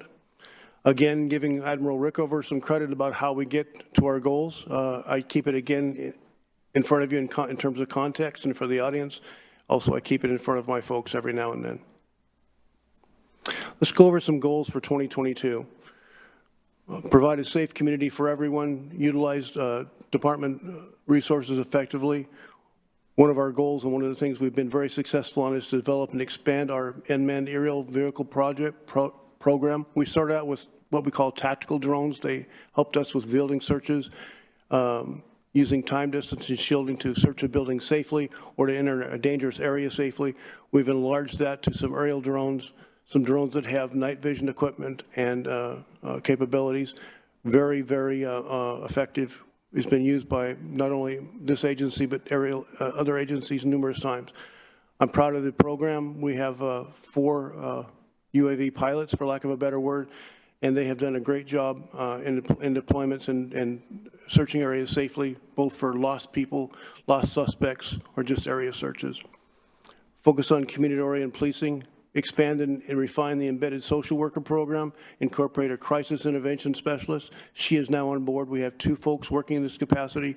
They work with us exclusively 2 days a week. They ride with police officers, and we have had numerous contacts with these people. Again, I count this program a resounding success. We're very proud of it. Work collectively with regional law enforcement agencies. We have what's called a regional intelligence group. It's a big word for simply sharing our intelligence and who we're looking for and what we're looking to accomplish with the area, other area partners. Partnership with the United States Marshals Task Force, Regional Violent Offender Task Force. Again, I can't say enough good about these folks. When we don't have the resources, the time to look for folks that are dangerous, that need to be taken out of the community and incarcerated, they find them for us, and they go anywhere they need to be. They go as far as Idaho and find people for us. Very successful. I have a detective in that task force, David Wynn. Besides having the best job in the world, he's doing a great job. Incorporate education and long-term solution strategies with enforcement. Self-explanatory. Utilize code enforcement animal control to maintain a clean and inviting environment. You will see before and after pictures of some of the work they've done lately.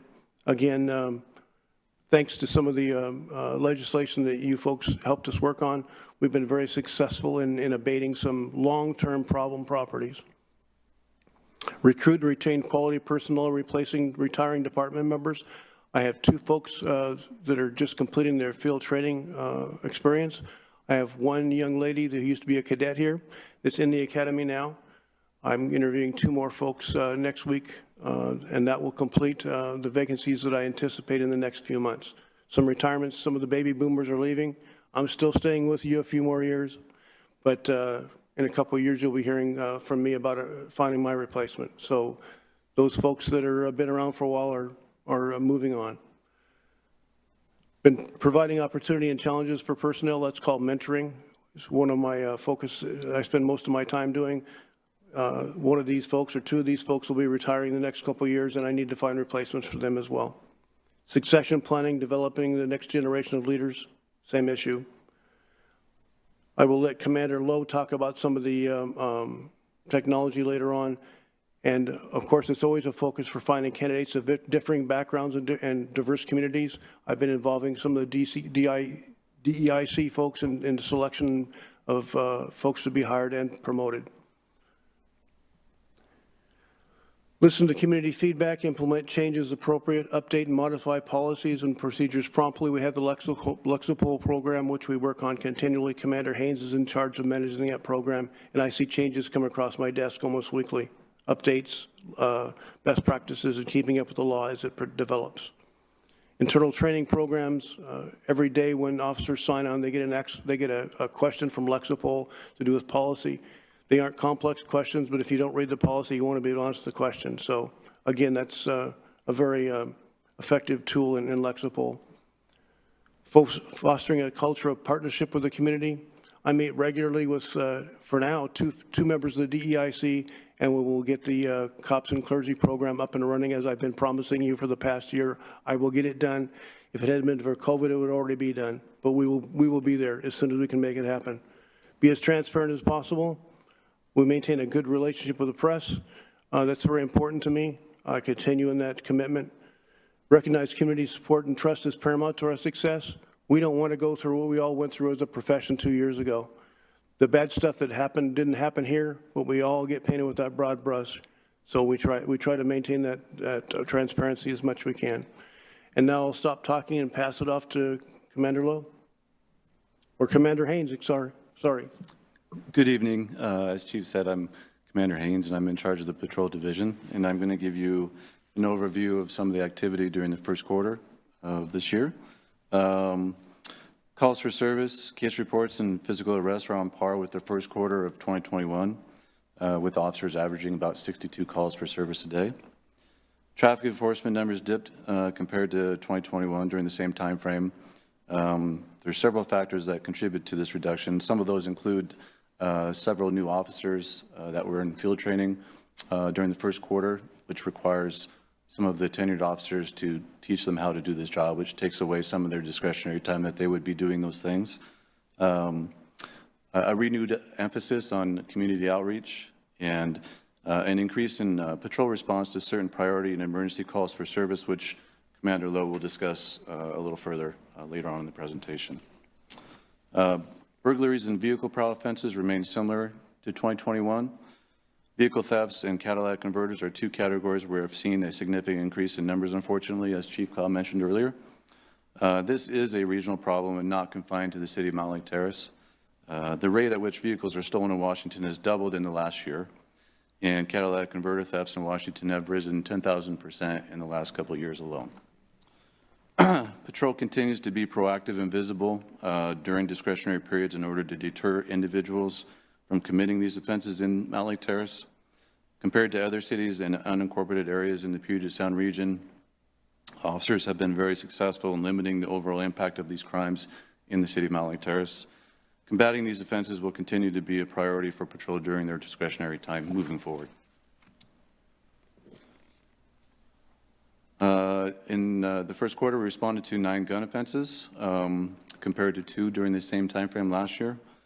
Pictured here is a firearm seized during one of these incidents, commonly referred to as a ghost gun, which I'm sure you've probably heard about in the news and stuff. Ghost guns are simply defined as a firearm without a serial number.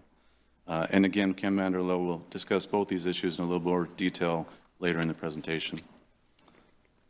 Domestic violence offenses stayed constant compared to last year.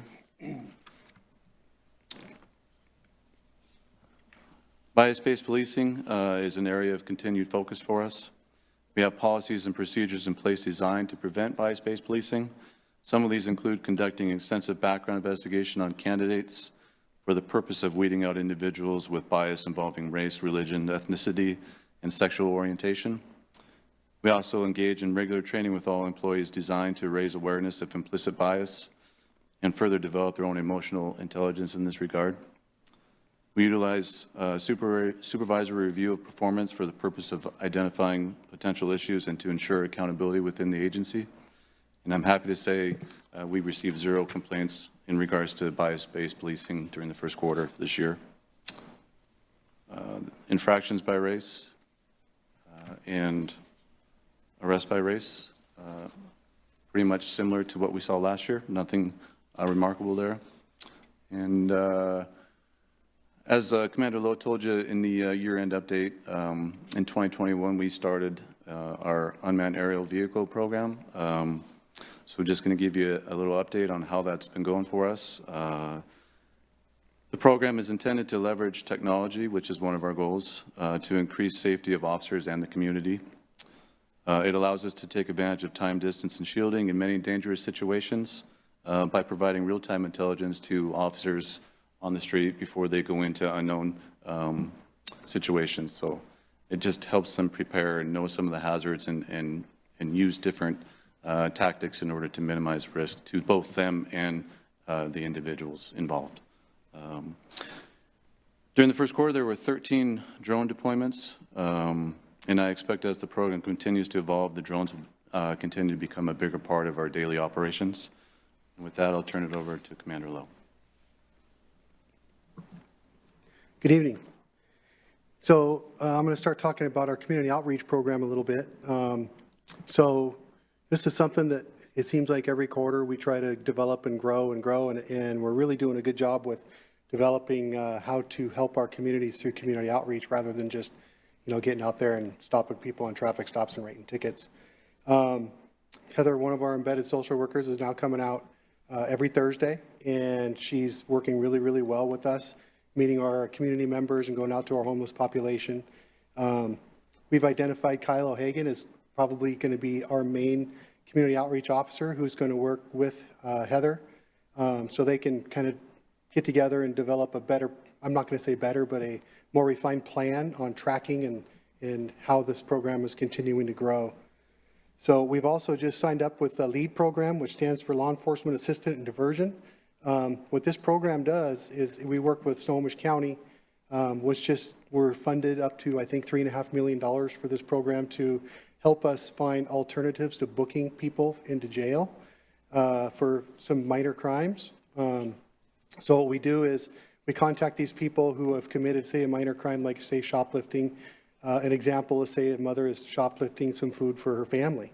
We'll have the ability to set her up with this LEADS program and get her some help and resources to help her feed her family rather than just book her to jail for committing a crime. So we just started that program within the last month or so, and already we've made some referrals, and it's working out really well. Our officers have performed over 300 community-oriented policing contacts just in the first quarter alone. Moving on to training. We talk about training at pretty much every presentation we do with you guys, and that's because it's extremely important to make sure our officers are trained to the current tactics and standards that we're required to by law. And in Mountlake Terrace, we actually go quite a bit above and beyond what just the minimum requirements are. We're very fortunate here to have trainers within our department that we don't have to go outside and look for other people to train us because we have certified trainers here in our department. Just a couple highlights on this particular slide, as Chief mentioned earlier. Officers Ball and Ratliff are on our field training right now, so they are in their final stages of what we call FTO, riding with another officer, and probably within the next month they'll be working on their own, most likely, which puts 2 more officers out in the field, which is great. We have Detective Megan Sheets, who attended cellular technology and mapping and analysis. So technology in investigations is just going crazy lately with what's going on with all the technology, and it's kind of hard to keep up to date with all this new tech stuff that's going on. We have a fairly new, young detective crew that are way better at the technology than some of us older folks, and all 3 of our investigators are getting a really good training on how to keep up with that, and it's working out really well. Chief talked about our Violent Offenders Task Force, and incorporate them with some of our technology stuff. They're actually working right now. They have just made an arrest together today on a subject where we're working with the task force, and it's all about getting warrants on cell phones and computers and stuff like that. So it's working out really well. So that's some of the training that we're working on. Talk a little bit about our records. Record staff. We hired Madison Fee as a record specialist not too terribly long ago, and started off as a cadet, and she loves it here so much she decided she wanted to be a police officer. So she went through the testing process, and she's pretty amazing, came out number 1 on our list, got hired, and now she's in the academy. So that being said, we held interviews for a new record specialist who we hired, and her name is Sarah Nelson, and today was her first day. So she was running around trying to figure out how to be a record specialist today. She had a 10-year stint over at Snow 911, so she's familiar with kind of the law enforcement field, and I think she's going to fit in just fine. And also, I'm going to talk about a cadet a little bit. Mason, one of our cadets, also has become a police officer with the city of Everett. So he left us recently, and we just hired a new cadet, and his first date was today as well. So things are moving along pretty good there. On to some of our code enforcement highlights. We've talked about code enforcement quite a bit in some of these meetings, and that's because, again, this is very important to our community. And I'm sure that you probably have all seen some of these pictures, maybe not, but those top 3 pictures are photographs of one of our properties that we were having some significant issues with as far as code violations. And like the chief talked about a little while ago, thanks to the work that the city and the council have done, we were able to get some new policies in place so we'd be able to do this judicial abatement. And you can see the bottom row of pictures are the after pictures of what happened with this one particular property. Huge success. While this was going on, many neighbors came by and thanked us over and over again for our help. And years and years coming, it was just shocking to see the smiles on the neighbors' faces coming around saying, thank you for your help. It's about time we were able to do this. We have several other properties that we're working with still, and we're in the process of doing this same sort of good work with some other properties in the neighborhoods. So that's really good. So we have animal control and evidence together. That's because we have one officer who does both. So briefly, Officer McKee in the animal control world has worked 9 cases involving aggressive dogs. So just a quick little synopsis of how that works. If she gets a report to an aggressive dog, she takes a report. If it looks like this dog could be potentially dangerous or is actually dangerous, there's a small hearing that these people will come to our police department. They'll discuss how or why their dog was dangerous or potentially dangerous. They'll do that with Elaine as supervisor. Recommendations will be made up to the chief of police, and the chief decides whether the dog will actually become considered an aggressive dog or a dangerous dog. And then they'll put rules in place to make sure that the dog doesn't harm any people or other animals. So she had 9 cases this first quarter. She did 100 park checks over the first quarter, which resulted in 22 warnings, mostly for off-leash or aggressive dogs. In the evidence world, she processed 542 pieces of property or evidence just in that first quarter alone. So she keeps pretty busy. So we'll move on to investigation highlights. So Commander Haynes talked about these ghost guns. I put the air quotes up because, you know, that's the term that everyone throws around. And like he said, they're actually non-serialized guns. So there's a few companies out there, and I know the laws are changing rapidly with this, but there's a few companies out there that will sell a part of a gun that's not finished, but they'll also give you the tools to finish it. So anybody can go online and order this piece of a gun that's not serialized, and it's basically the grip or the handle, the part you hold on to. And in half a day or whatever, they can use the little jig that's provided, and they can finish the gun.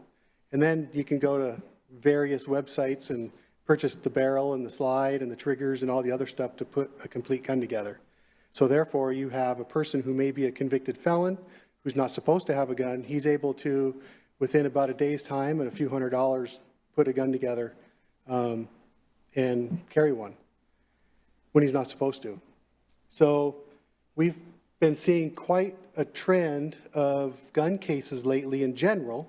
In that previous slide, it showed first quarter of 2021, we responded to 1 gun case, and then I spelled it out each quarter after that, and every quarter from a year ago, the gun crimes have gone up to, I think there was 9 in the first quarter of this year.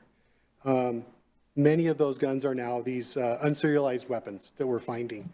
I think in quarter 1, there was 5 of the guns that we confiscated. It was either 4 or 5 were unserialized guns. And just the other day, we recovered 2 more, which was not in the first quarter, not in this report, but it's continuing to be an issue, these unserialized guns. So that being said, there's a couple cases I'm going to talk about here, and I may talk about a gun in these cases. There were most likely these unserialized guns, but 2 of the cases I'm going to talk about actually came from the same residence. This one particular residence, and I'm not going to read this verbatim, but basically subject went into the residence and got into some sort of verbal altercation with the homeowners of the residence. And this particular person who came into the residence was shot. Or one of the people were shot as he was trying to flee. This particular victim who was shot has decided not to cooperate with the police, and he will not tell us who the suspect is, although he knows who it is. So we have a shooting that occurred in our city that our investigators are desperately trying to find out what happened, but the victim who was shot is not cooperative. We've had a lot of conversations about what do you do when you have a victim of a shooting who doesn't want to be a victim? Do you just end the investigation and let it go? Well, my opinion, and I think it's the opinion of most of us here, is, well, we don't want people shooting other people in our cities. It's very dangerous. So I directed the investigators to keep figuring angles that we can keep investigating this crime, because I think it's important to make sure we figure out who the suspect is and hold them accountable for this. So they've been doing that, and they have since identified a suspect. However, the case is still ongoing, so we're still working on this one pretty heavy. Same house, different case, different suspect, different victims. Imagine that. So this particular one was, I would call it similar to a drive-by shooting. Subject came up and shot at someone in front of the house. With the assistance of some of our technology that we use and pinging cell phones and that sort of thing, we were able to determine who the suspect was, and we were able to find him, and with the assistance of the Violent Offender Task Force again, we were able to arrest him. After this person was arrested, you can see the list of all of the items that he had, which included 2 unserialized firearms. The last case I want to talk about is the one that Chief Kaw was referring to. This is the one over at the Studio 6, where it was a stolen vehicle. The next slide is going to be a video that I'm going to show. It's about a 4.5 minute long video, but it's well worth the 4.5 minutes to watch. It's really something else to see. So basically, our patrol officers responded over to the Studio 6 and they found a vehicle with a subject that appeared to be sleeping or passed out inside the vehicle. The officer that was there has run into situations like this in the past, along with some of his partners, and we've realized in the past when vehicles are found with what we call a slumper or someone passed out in it, when they get awoken or startled awake, oftentimes the first thing they try to do is flee the scene. So one of the tactics that we employ is to make sure that we try to use our patrol vehicles in a tactical way to prevent that from happening, because it's very dangerous for a vehicle to all of a sudden go into gear and try to drive away. So the beginning of this particular scene, the officers did a very good job of pinning this car in, so when this person was awakened that he wouldn't do that. You'll see later that this person was very determined, and he did everything that he could to get away. So anyway, eventually the suspect was taken into custody, and here's a list of items that you see were found in the vehicle, and then later during a search warrant, we found more items, including firearms. So that being said, I'm going to move on to the video. There might be a time where I pause here and there just to explain some stuff. One of the things that I want to reiterate is when Chief Kaw talked about you're going to hear and see what appears to be some sort of a firearm shooting at the front window. You're going to see the window. You're going to see splatters. Those splatters are actually the less lethal munitions that are hitting against the window. It's not actual live bullets or live rounds. So I did my best to bleep out some of the bad words that you might hear. I think I did a pretty good job, but if one pops in there, I apologize. So we'll go ahead and play, and hopefully this works good here.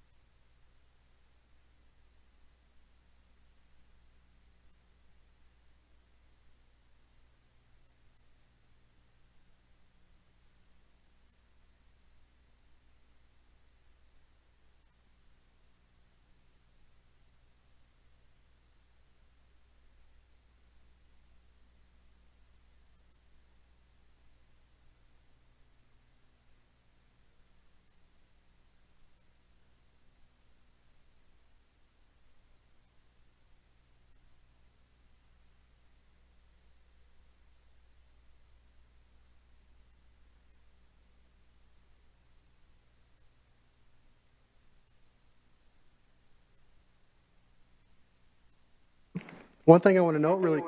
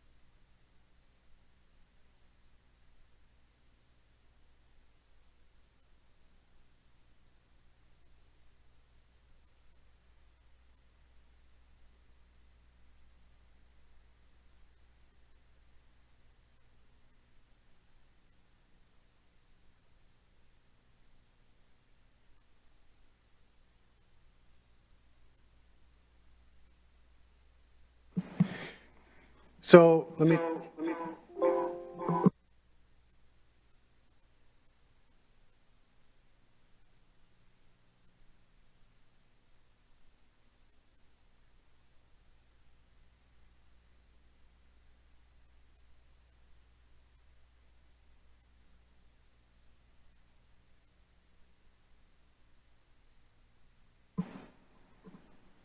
Do I still have an echo?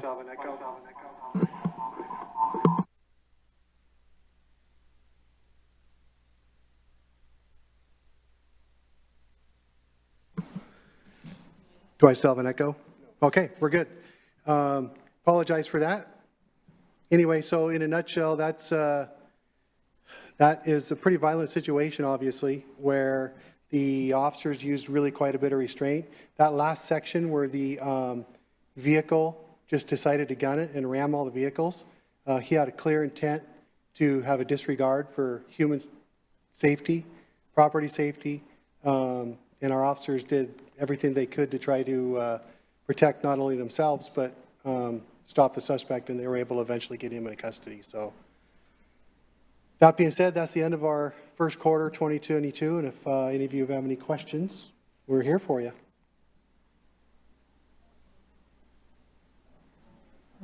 Thank you very much. So you want to go first? Councilmember Ryan? After all that, thanks for protecting us here. I don't want that guy driving by my house. He's sentenced, has been sentenced to 2, albeit not long enough, but he's doing, I believe, 24 to 36 months in prison. He pled guilty. Overwhelming evidence. What are you going to do, plead innocent? Anyone else? Go ahead, Councilmember Woodard. Thank you, Mayor. As always, thank you, gentlemen. for the work that you do day in and day out. Thank you for your officers. You set a wonderful example, and I think that we just witnessed that. As soon as he turned that car on, I was thinking to myself, you've allowed yourself to get shot, because that's now a legal weapon and a very deadly one, as we would see by the end of that. So thank you for keeping your officers well-trained to know how to talk to each other, because that's usually when the training doesn't kick in, right, is in the heat of the moment. So clearly you're doing a great job in that regard. Thank you for that. I actually had a question about drones, or the unpersoned air, whatever it's called, AUVs, whatever. When you send the drone up, is there, for lack of a better way of putting it, a notice that goes out? Because like I've just discovered that you can actually listen to the police scanners, which I'm sure everybody knew that, but I got better things to do with my life, because I know you're doing your job. So that said, when the drones go up, is there any notice like that? And I'm only asking because the other day I live here walking distance, so I didn't freak out, but it was clearly a drone that was just cruising, and I don't know, maybe 10, 11 o'clock at night. So it took a minute to go, that's not a UFO, it's a drone, right? It's just that moment of like, what the heck? But it dawned on me, I was like, is that us, or is that somebody else that's flying a drone in the middle of the night? Either way, it was a little unnerving to not be able to follow up to know, is it up, is that us, or should we call that in? I didn't call it in, I just didn't know how to call it in. So somewhere there's a question in there. Then it's more about, how do we know when the drone is up so people know the drone is up, perhaps? So as far as a public notification, there is no public notification when we deploy a drone. We do have notification to all law enforcement agencies nearby. The drone operators will announce that via the radio generally. So, but as far as public notifications, at this point, there is none. And I Fair might enough. add that there are some restrictions in terms of privacy and search warrants in certain areas. There's an exigent circumstance, like obviously if we're chasing someone that's running, exigent circumstance allows us to go over private property and family, but otherwise, there are some areas we'd seek a search warrant for doing something like that. The drones that actually enter buildings would be usually under exigent circumstances as well, or if we're actually searching pursuant to a search warrant, we'd make that announcement to police the search warrant, there's a drone going to open the building. Gotcha, thank you. And it wasn't a major concern, and I presumed it wasn't us just by its nature of how it was moving, but it was still kind of like, I know now you got infrared cameras, so you can be waving at me and I don't realize I'm exposed in my own backyard. It didn't seem right, but I can live with that. Thank you. Every deployment as well is thoroughly documented. Every time the guys fly a drone on a mission, they required to write a case report, and then we also pay for mapping software that records the route that the drone took, which is all readily available for anybody that would like to see it. That's excellent to know. Thank you. All right, Councilmember Murray? Thank you, Mayor, and thank you to the three of you for being here tonight, and as always, for your continued work.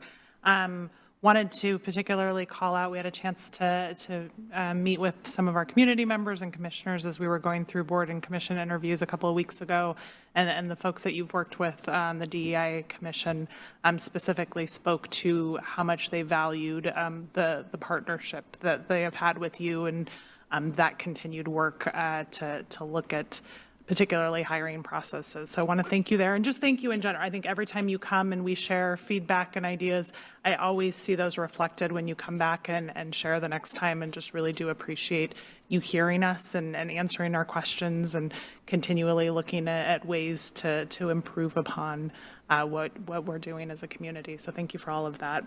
I guess a quick question. So I appreciated being able to see kind of the incidents, and the similar incidences last year to kind of get a comparable idea of where things are increasing or perhaps staying the same. Do you know how that compares to pre-COVID? I know we've been in such kind of an odd time that I guess particularly with like the vehicle thefts and the gun-related crimes, do you have any, I guess, idea whether those are also an increase from what we were seeing prior to COVID? So I look at these numbers all the time, and I'm always trying to figure out the best way to present statistics or numbers, not only to council, but within our agency. So I'm not going to be able to give you specifics right now, but what I can say is that our crime levels pre-COVID to now generally have not had a major increase, with a few exceptions. The gun-related crimes have gone up. Catalytic converter crimes have gone up. And then maybe I would say assaults a little bit have gone up. But generally, overall, I would say the gun-related crimes are probably the most, along with the catalytic converter stuff. But I don't think that has anything to do with, my opinion, COVID versus pre-COVID. It's probably the economy a little bit and how much money people can get for these catalytic converters. I'm sure you're all aware that a catalytic converter was stolen off of a city vehicle right outside these doors a few weeks back in the middle of the night. So it's a huge, huge problem. And I think a lot of cities and a lot of people are trying to figure out maybe some unique ways to prevent some of these scrapyards from even getting catalytic converters, making it hard for them to sell. Then the criminals won't want to, steal them if they can't sell them. So everyone's working really, really hard to try to prevent that. But that's one thing that has gone up in the gun-related crimes. Thank you. I appreciate that. I guess with that, are there specifically with those two pieces, with the gun-related, the ghost guns in particular perhaps, and then the catalytic converter thefts, are there things that you are seeing other communities do to address that we should at least be thinking about as a community? Well, I know that I saw on the news that the Everett Police Department was offering some sort of serialization on catalytic converters. So when they went to, I don't have all the details, but when they went to try to pawn them or sell them in a scrapyard, somehow they were serialized. I don't know how the details or how that works, but I know that there's a lot of police agencies in some other cities that are trying to find unique ways. There's companies that are offering to protect your catalytic converter in a car somehow, where you can go and pay a fee and they'll make it harder to steal. So I think there's a lot of people out there trying to figure it out.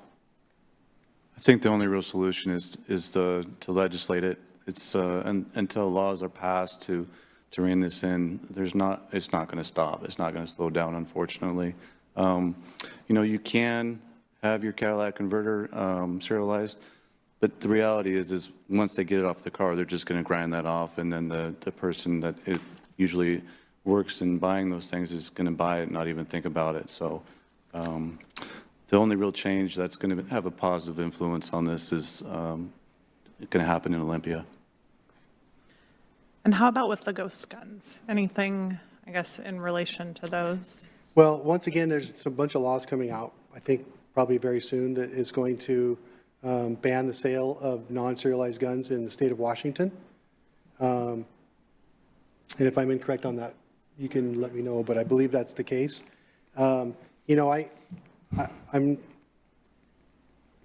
This is a horrible topic, right? Because you have people that are very, very interested in never banning anything that have to do with firearms.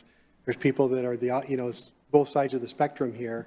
And what do you do with this firearm that is non-serialized? It is very easy to get. We had a situation just last week where a juvenile used a gun in a crime, and it ended up being a ghost gun. And he was 16 years old. So a 16-year-old can easily get one of these non-serialized guns by ordering it online and build it. They're not hard to build. I've done one. I wanted to experiment and see what this is like. And I realized now I have in my possession one of these non-serialized guns, and it actually felt kind of weird, right? So I got rid of it. I didn't feel right about having it. And I'm a firearms instructor, and so you would think, hey, this is kind of neat, but no, I don't agree with them personally, and especially a 16-year-old being able to go out and do that is, I think, pretty terrible. So I think some of these laws that are going to be created to make it harder for people who shouldn't have guns to get them is probably not a bad thing. Thanks. I appreciate the insight, and agree fully that a 16-year-old with easy access to a firearm is terrifying. I guess, and just I will end then on a more positive note. So exciting to hear that there's some new folks starting with the organization today. You know, congratulations to them and to all of you on bringing them on board. And it sounds like, you know, having some people grow from within as well. It's always exciting to see. And then I just wanted to commend you on that LEAD program participation as well. It sounds like a great program, and I'm excited to hear more about how that continues to benefit our community members as we have a chance to explore that more. So again, thank you for all your work, and thanks for being here. Thank you. Okay. So Councilmember Sonmore and then Mayor Pro Tem. Okay. I just wanted to take some time I don't want to give opinions because we're always asked to give opinions and everybody has one, but I just want to say thank you for what you're doing. I understand that you're not a robot. I don't expect you to be. We expect so much patience from our officers, and we forget about what you actually go through. I recently talked to a friend who is now driving an ambulance, and he told me what his typical day was.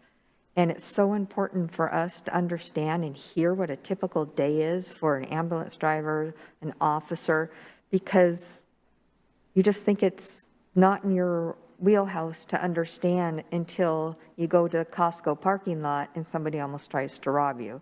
And your opinion starts to change and you start looking at things. And I too was going to ask about how things have changed since the laws changed, and thank you for bringing up legislation.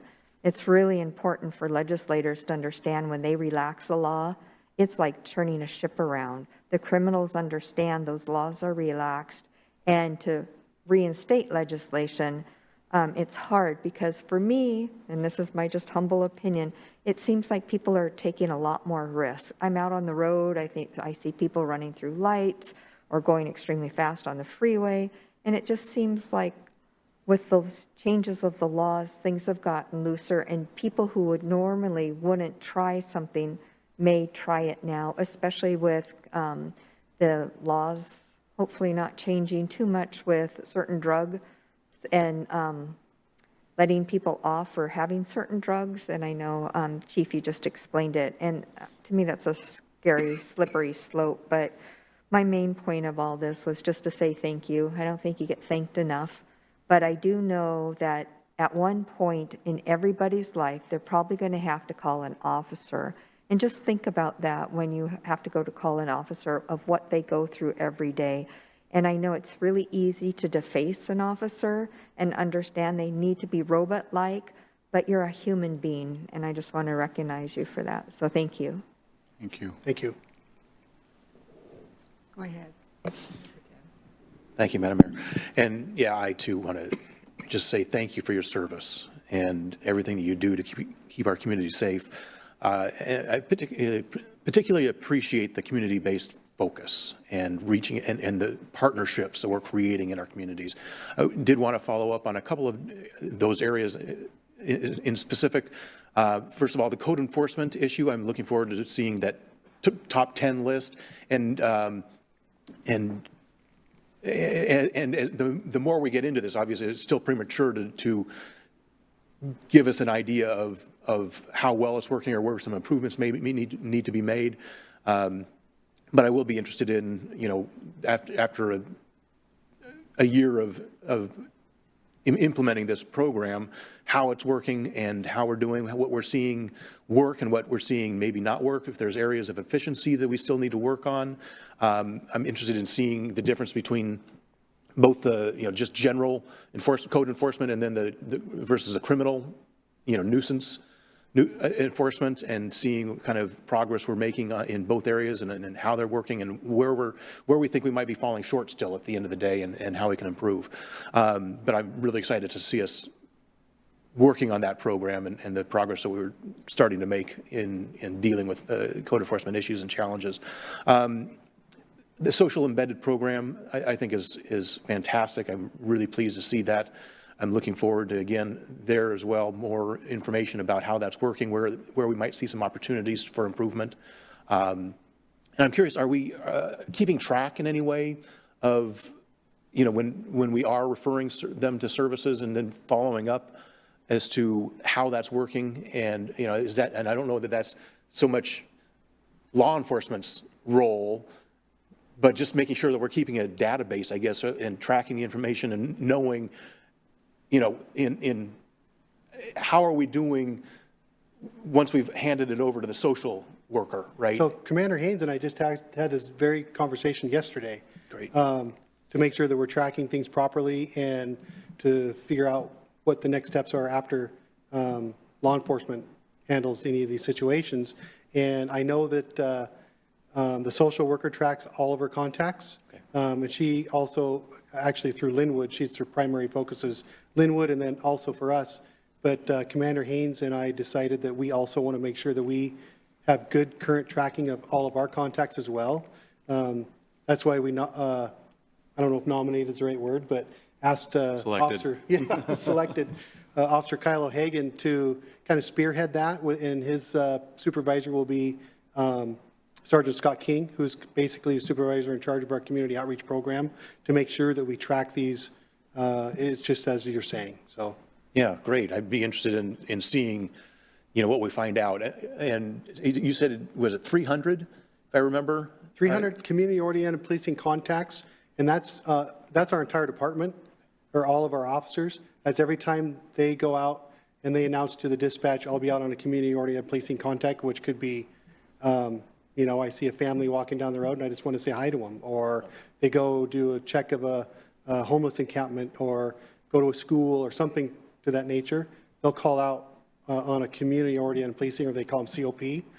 We had 300 of those in the first quarter. Okay, great. And I'd be curious about breaking those numbers down a little bit so that we have a little more information. You know, obviously, the more community touches we have in a positive way is the better.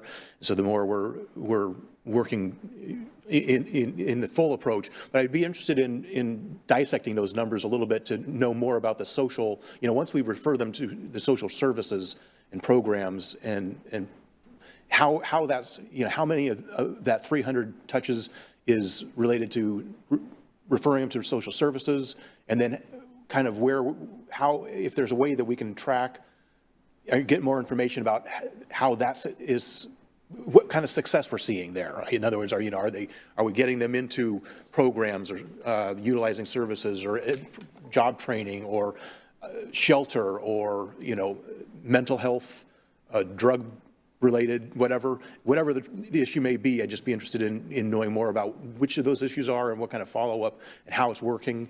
And then related is the Cops and Clergy program. I appreciate that we're going to have that going. I'm just curious where we think we are at this point and what needs to be done, and how soon we'll see that in operation, and how we might be able to utilize that approach to helping. And related to that is particularly once we have a program in place where we're able to reach out to our faith-based communities and working with the clergy from all denominations and religions, what kind of possibilities are there for them then being able to help with, again, the challenges, where we need to be directing services and identifying those that might need help and giving direction. And then part of that is particularly finding locations for shelter, for like pallet housing. You know, some of the programs that Everett and others have utilized so successfully. I think Linwood has a program in one of their, on 196. Anyway, I think there's some good success stories there that I'd be interested in getting more information. Again, it's not necessarily a law enforcement's role, but the Cops and Clergy program is a way that we can utilize that and be able to get more information and share information and help direct people to the right services and know where we might be able to provide shelter and things like that. So I just be curious about what we know along those lines and how we can start utilizing that opportunity. Sergeant King will be in charge of the program, and he's been pretty preoccupied doing backgrounds. He's one of my chief background investigators for new hires. So my goal is to have that really spun up during the month of July. It doesn't hurt that now we have a nice brand new place for them to meet. We're going to invite them to our training room. in the first iteration of that program, where we're using, and we plan on using that to some degree, their various locations to meeting in a different church every time. I think there's some value in that, but there's also some value in having a meeting place when we can all be together in our house. So that's the plan. July is the target. And yes, that's part of the broader conversation, helping us with housing, helping us with diversity and hiring, which is one of my main goals, helping us with just another resource to point these folks to when they need help, because we can't fix everything. We need the community to help fix us. And I think those people in the faith-based community are really uniquely situated to have a big effect on people's lives. We've all seen examples of that in history. Yeah. I think that's one of my pet programs that I promise you again, I'll get going, but probably sometime in July. Great. I'm excited to hear about how that progresses and seeing it come together. But thank you again for your service. I don't want to overlook the importance you and our officers play in our community and keeping us safe, and I appreciate it. Thank you. I'd be remiss to ask and to make sure that we're all educated on our resource officers. There's been many school shootings, and I was just wondering, do we have a full-time resource officer at the high school? And have, That program was curtailed at the request of the Edmond School District, post some of the 2020 anti-police sentiment that we saw throughout the nation. I've had ongoing conversations with particularly Greg Schwab about that. I'll be honest with you, there's some controversy about cops in schools. There are still some people that are very uncomfortable with that. I don't quite understand that, but I have to listen to their side of that story. We're negotiating the school liaison officer program back into the schools. Really, every officer adopts a school or either a private school, an elementary school, or the high school, and they visit that every week. We're not presently doing that because we've been asked not to do that. But again, Greg Schwab and I have had some very constructive conversations. He really sees my point of view on this, and we're working through those problems. Great. But no, we do not have a full-time school resource officer, nor do we anticipate that program being rebirthed anytime soon, unfortunately. The other only comment I wanted to make was with ARPA funds. I know there's needs out there for ARPA funds for everything, but one of the things I think that people sometimes don't think about is if you have a child that's adolescent and they do something wrong, like try and burn down the house, try and steal money, they do a lot of different things. Usually you would try and take them to Fairfax Hospital, which is a private hospital over in Kirkland that's now shut down their adolescent care. Even if you did take them over there and they were diagnosed, I want people to understand that those children go back in the house. And there are not enough facilities to help parents take care of the mentally ill children out there. And there's not enough beds in those hospitals. I've been going up to the hospital lately for the last couple weeks, and what I see on the streets is just unbelievable. There are so many people that mentally can't take care of themselves. There's people with brain damage from drugs, but there's so much that we need help on with the mental facilities that had gone away a decade ago. And it's so important because we look at the children going in and doing some of these shootings. And if that parent has a child like that at home, there's really nowhere to put that child to help them with their mental illness or get them committed somewhere. And it's a very scary thing that you guys have to see every day. And it's something that I'm hoping that our state invests in is a lot of mental health care. And we need it desperately. So I just wanted to put out a comment on that. And thank you for letting me have a second chance at talking.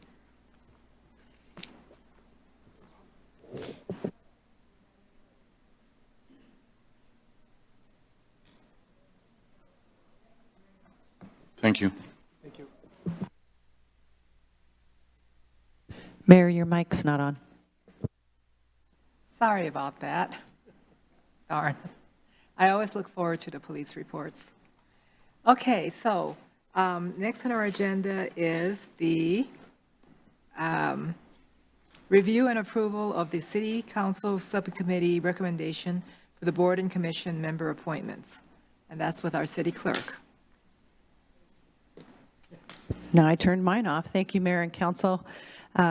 Normally, we would just have a work session on this tonight, but since we have canceled Tuesday night's meeting, we have noted it for action, so I'm going to provide the staff report, but I would ask that the council entertain public comment if anybody has anything on this agenda item before you go ahead and vote. So I will go ahead with the staff report, and then we can ask for public comment, and if anybody would like to provide public comment on this item, please use the hand raise tool in Zoom. We are not using the Q&A function, even though it's enabled. So every year we have terms that expire at the end of June, and this year is no different. I think we had 13 terms expiring across the 4 boards, and the council subcommittee this time around consisted of the mayor and the mayor pro tem and Councilmember Murray, and you folks conducted 13 interviews on June 7th and 8th and made the recommendation. All of the terms are for 3 years with the exception of those on the Planning Commission. Those are 4-year terms. And the terms would start July 1st following the June 30th expiration. I think we have currently 2 terms that are vacant right now because they resigned just for the last meeting in June, so we didn't feel it was really necessary to appoint an interim person for one of the RPAC and one of the Planning Commission terms. So with that, I just wanted to also mention that the applications are in your Dropbox for review, and the recommendation for the Arts Commission is to reappoint Connor Ryan, Judy Ryan, and to reappoint Michelle Senecal. On the Diversity, Equity, and Inclusion Commission, reappoint Hannah Meyer and William Page, and a new appointment of Vanita Francisco. On the Planning Commission, we have 4 terms, and the recommendation is to reappoint Rory Payne Donovan, and 3 new appointments with Adam Betcher, Clark Morgan, and Deneen Thompson. And for the Recreation and Park Advisory Commission, to reappoint Keith Edholm and Audrey Meyer, and then a new appointment for Austin Horner. And with that, I'd like to open it up for the subcommittee if you have any comments to make before we entertain public comment.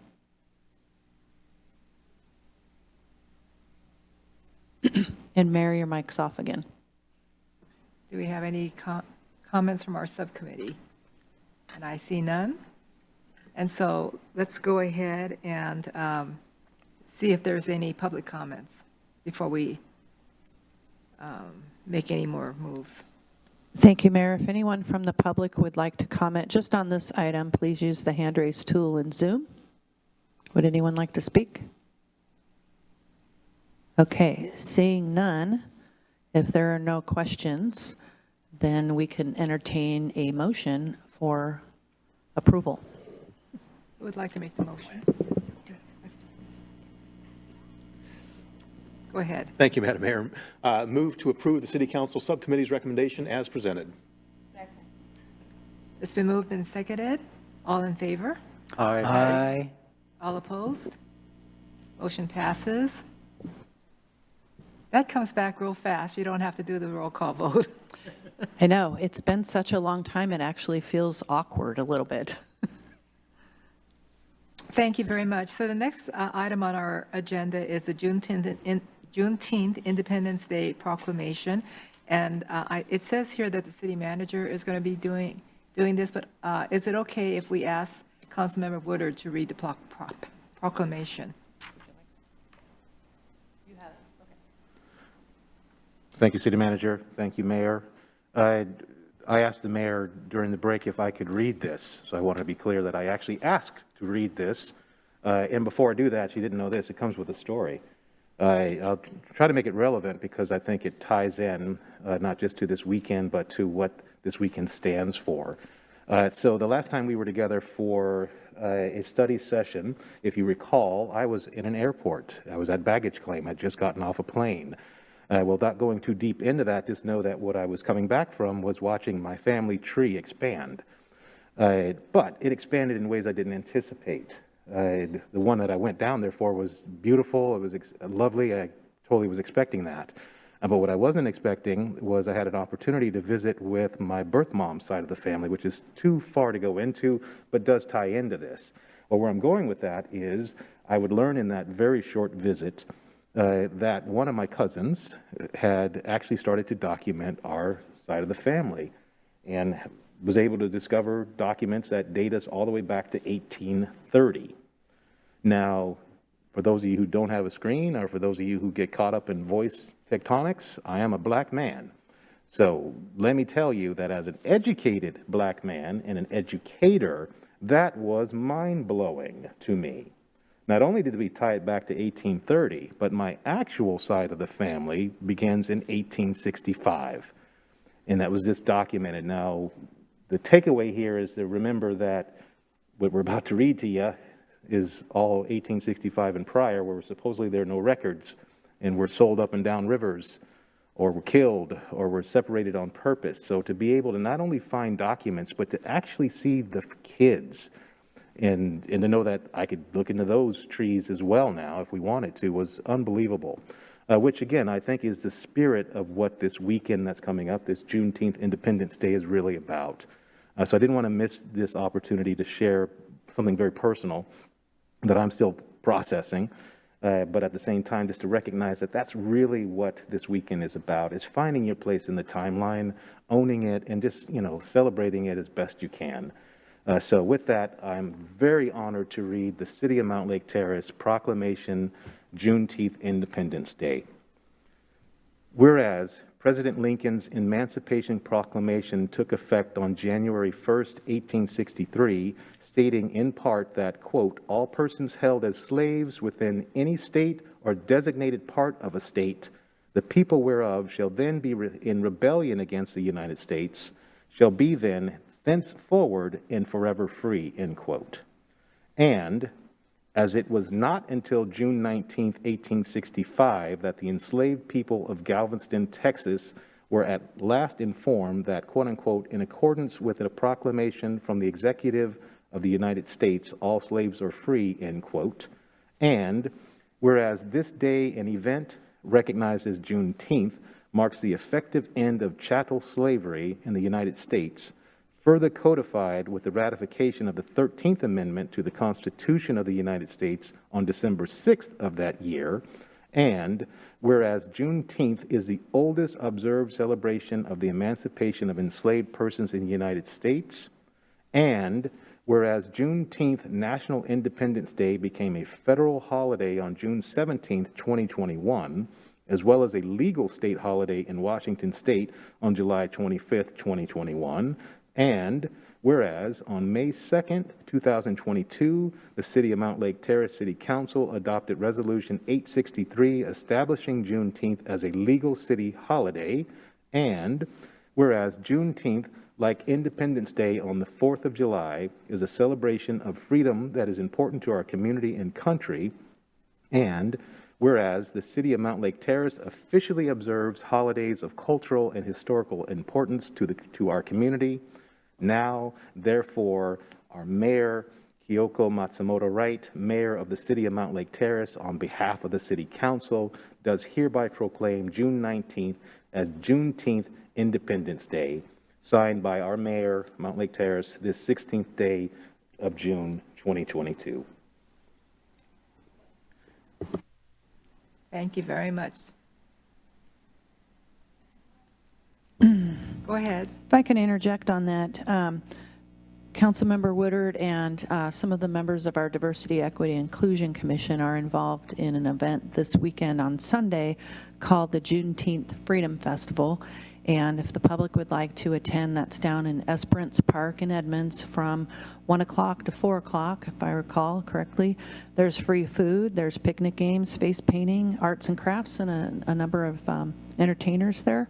And I think one of the keynote speakers is Gary Clark from Economic Alliance of Snohomish County. And so if folks can come down to that event, it's on Sunday. And then the city's observed holiday is Monday, and we will be closed here at City Hall and the police station.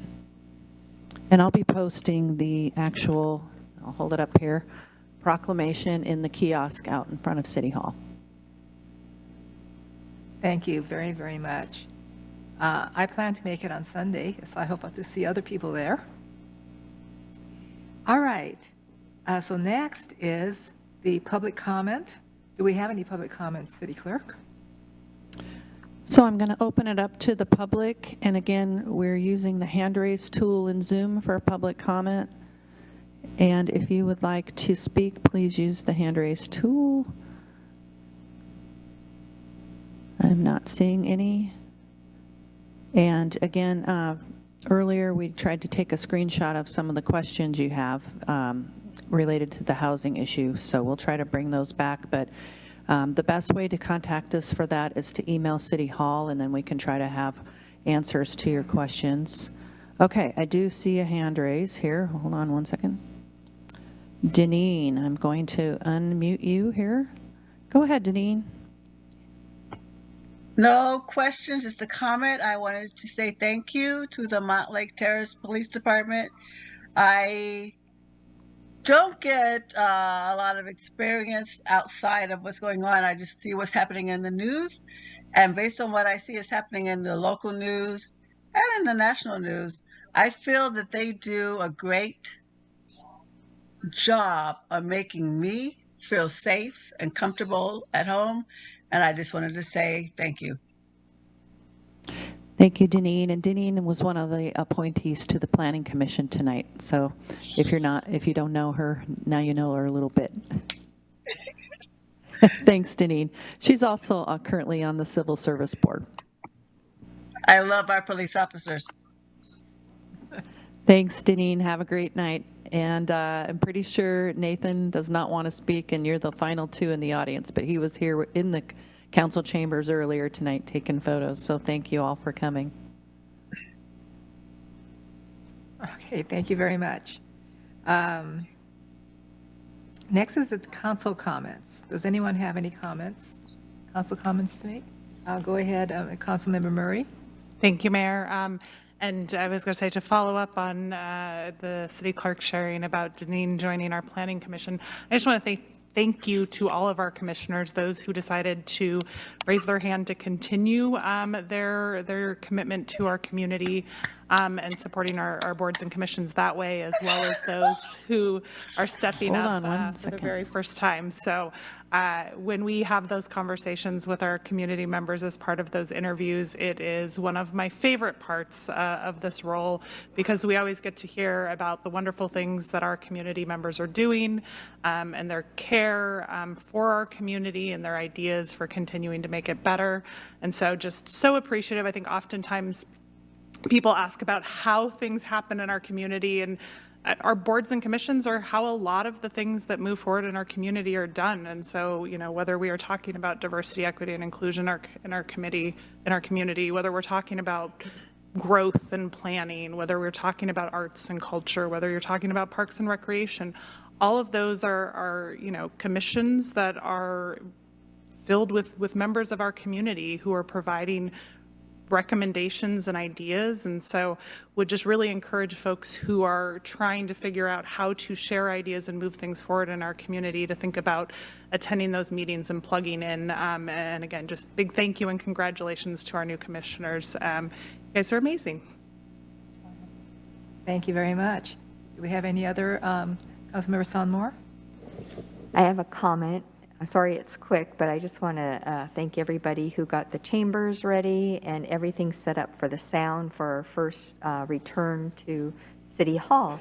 And so thank you, everybody. I know it was a lot of work going into that. Go ahead, Councilmember Woodard. Thank you, Mayor. I want to actually piggyback off of Councilmember Murray's comments about our residents and how much they rock. There's a lot going on this weekend, and in particular, one that's very exciting. The Ivy League turns 1 year old on this Saturday when we come together, rain or shine, and we are always welcoming in new students. So please come. We'll show you exactly what to do, or you'll figure it out and you'll show us what we should have been doing. But either way, you can already see night and day difference. I think you all know I'd like to take photos, and so we've got some real, this is what it looked like before we got here, and look at it now. And if you have not had a chance to walk through Veterans Park, I strongly encourage you to do so. You will appreciate it, even if you don't have the context of what it used to look like when it was overgrown. So thank you, Ivy League. Thank you, RPAC.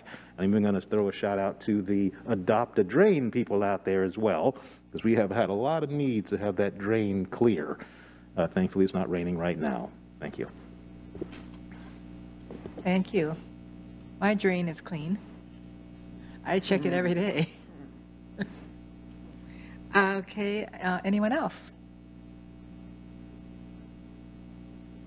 Well, I don't know whether or not to bring this up here, but the empty lot on 44th by Safeway is up for sale. And I know that they can't do anything that they want to that piece of property. And so I was just wondering, when we do our update, that we look at properties like that, and there's probably several others, and kind of brainstorm what can we put there, what should we put there, and hopefully make it pencil out so that someone can buy that piece of property, which is over $1 million now, and do something with it, because it's going to be better than having an empty lot there for the next 100 years. I also found out that there might be a car wash going in. So maybe we can have a little bit more reports on what people have been turning in on their, what they want to do with the properties, so that we can kind of just talk about it amongst ourselves, and what do we want for our citizens in our city. Okay? All right, and that's all I have. Next, so if there are no other, then the next thing on our agenda is adjournment, and I get to use this. We are adjourned. Thank you, everyone. It has a really Recording high pitch. stopped. This thing is really high pitched.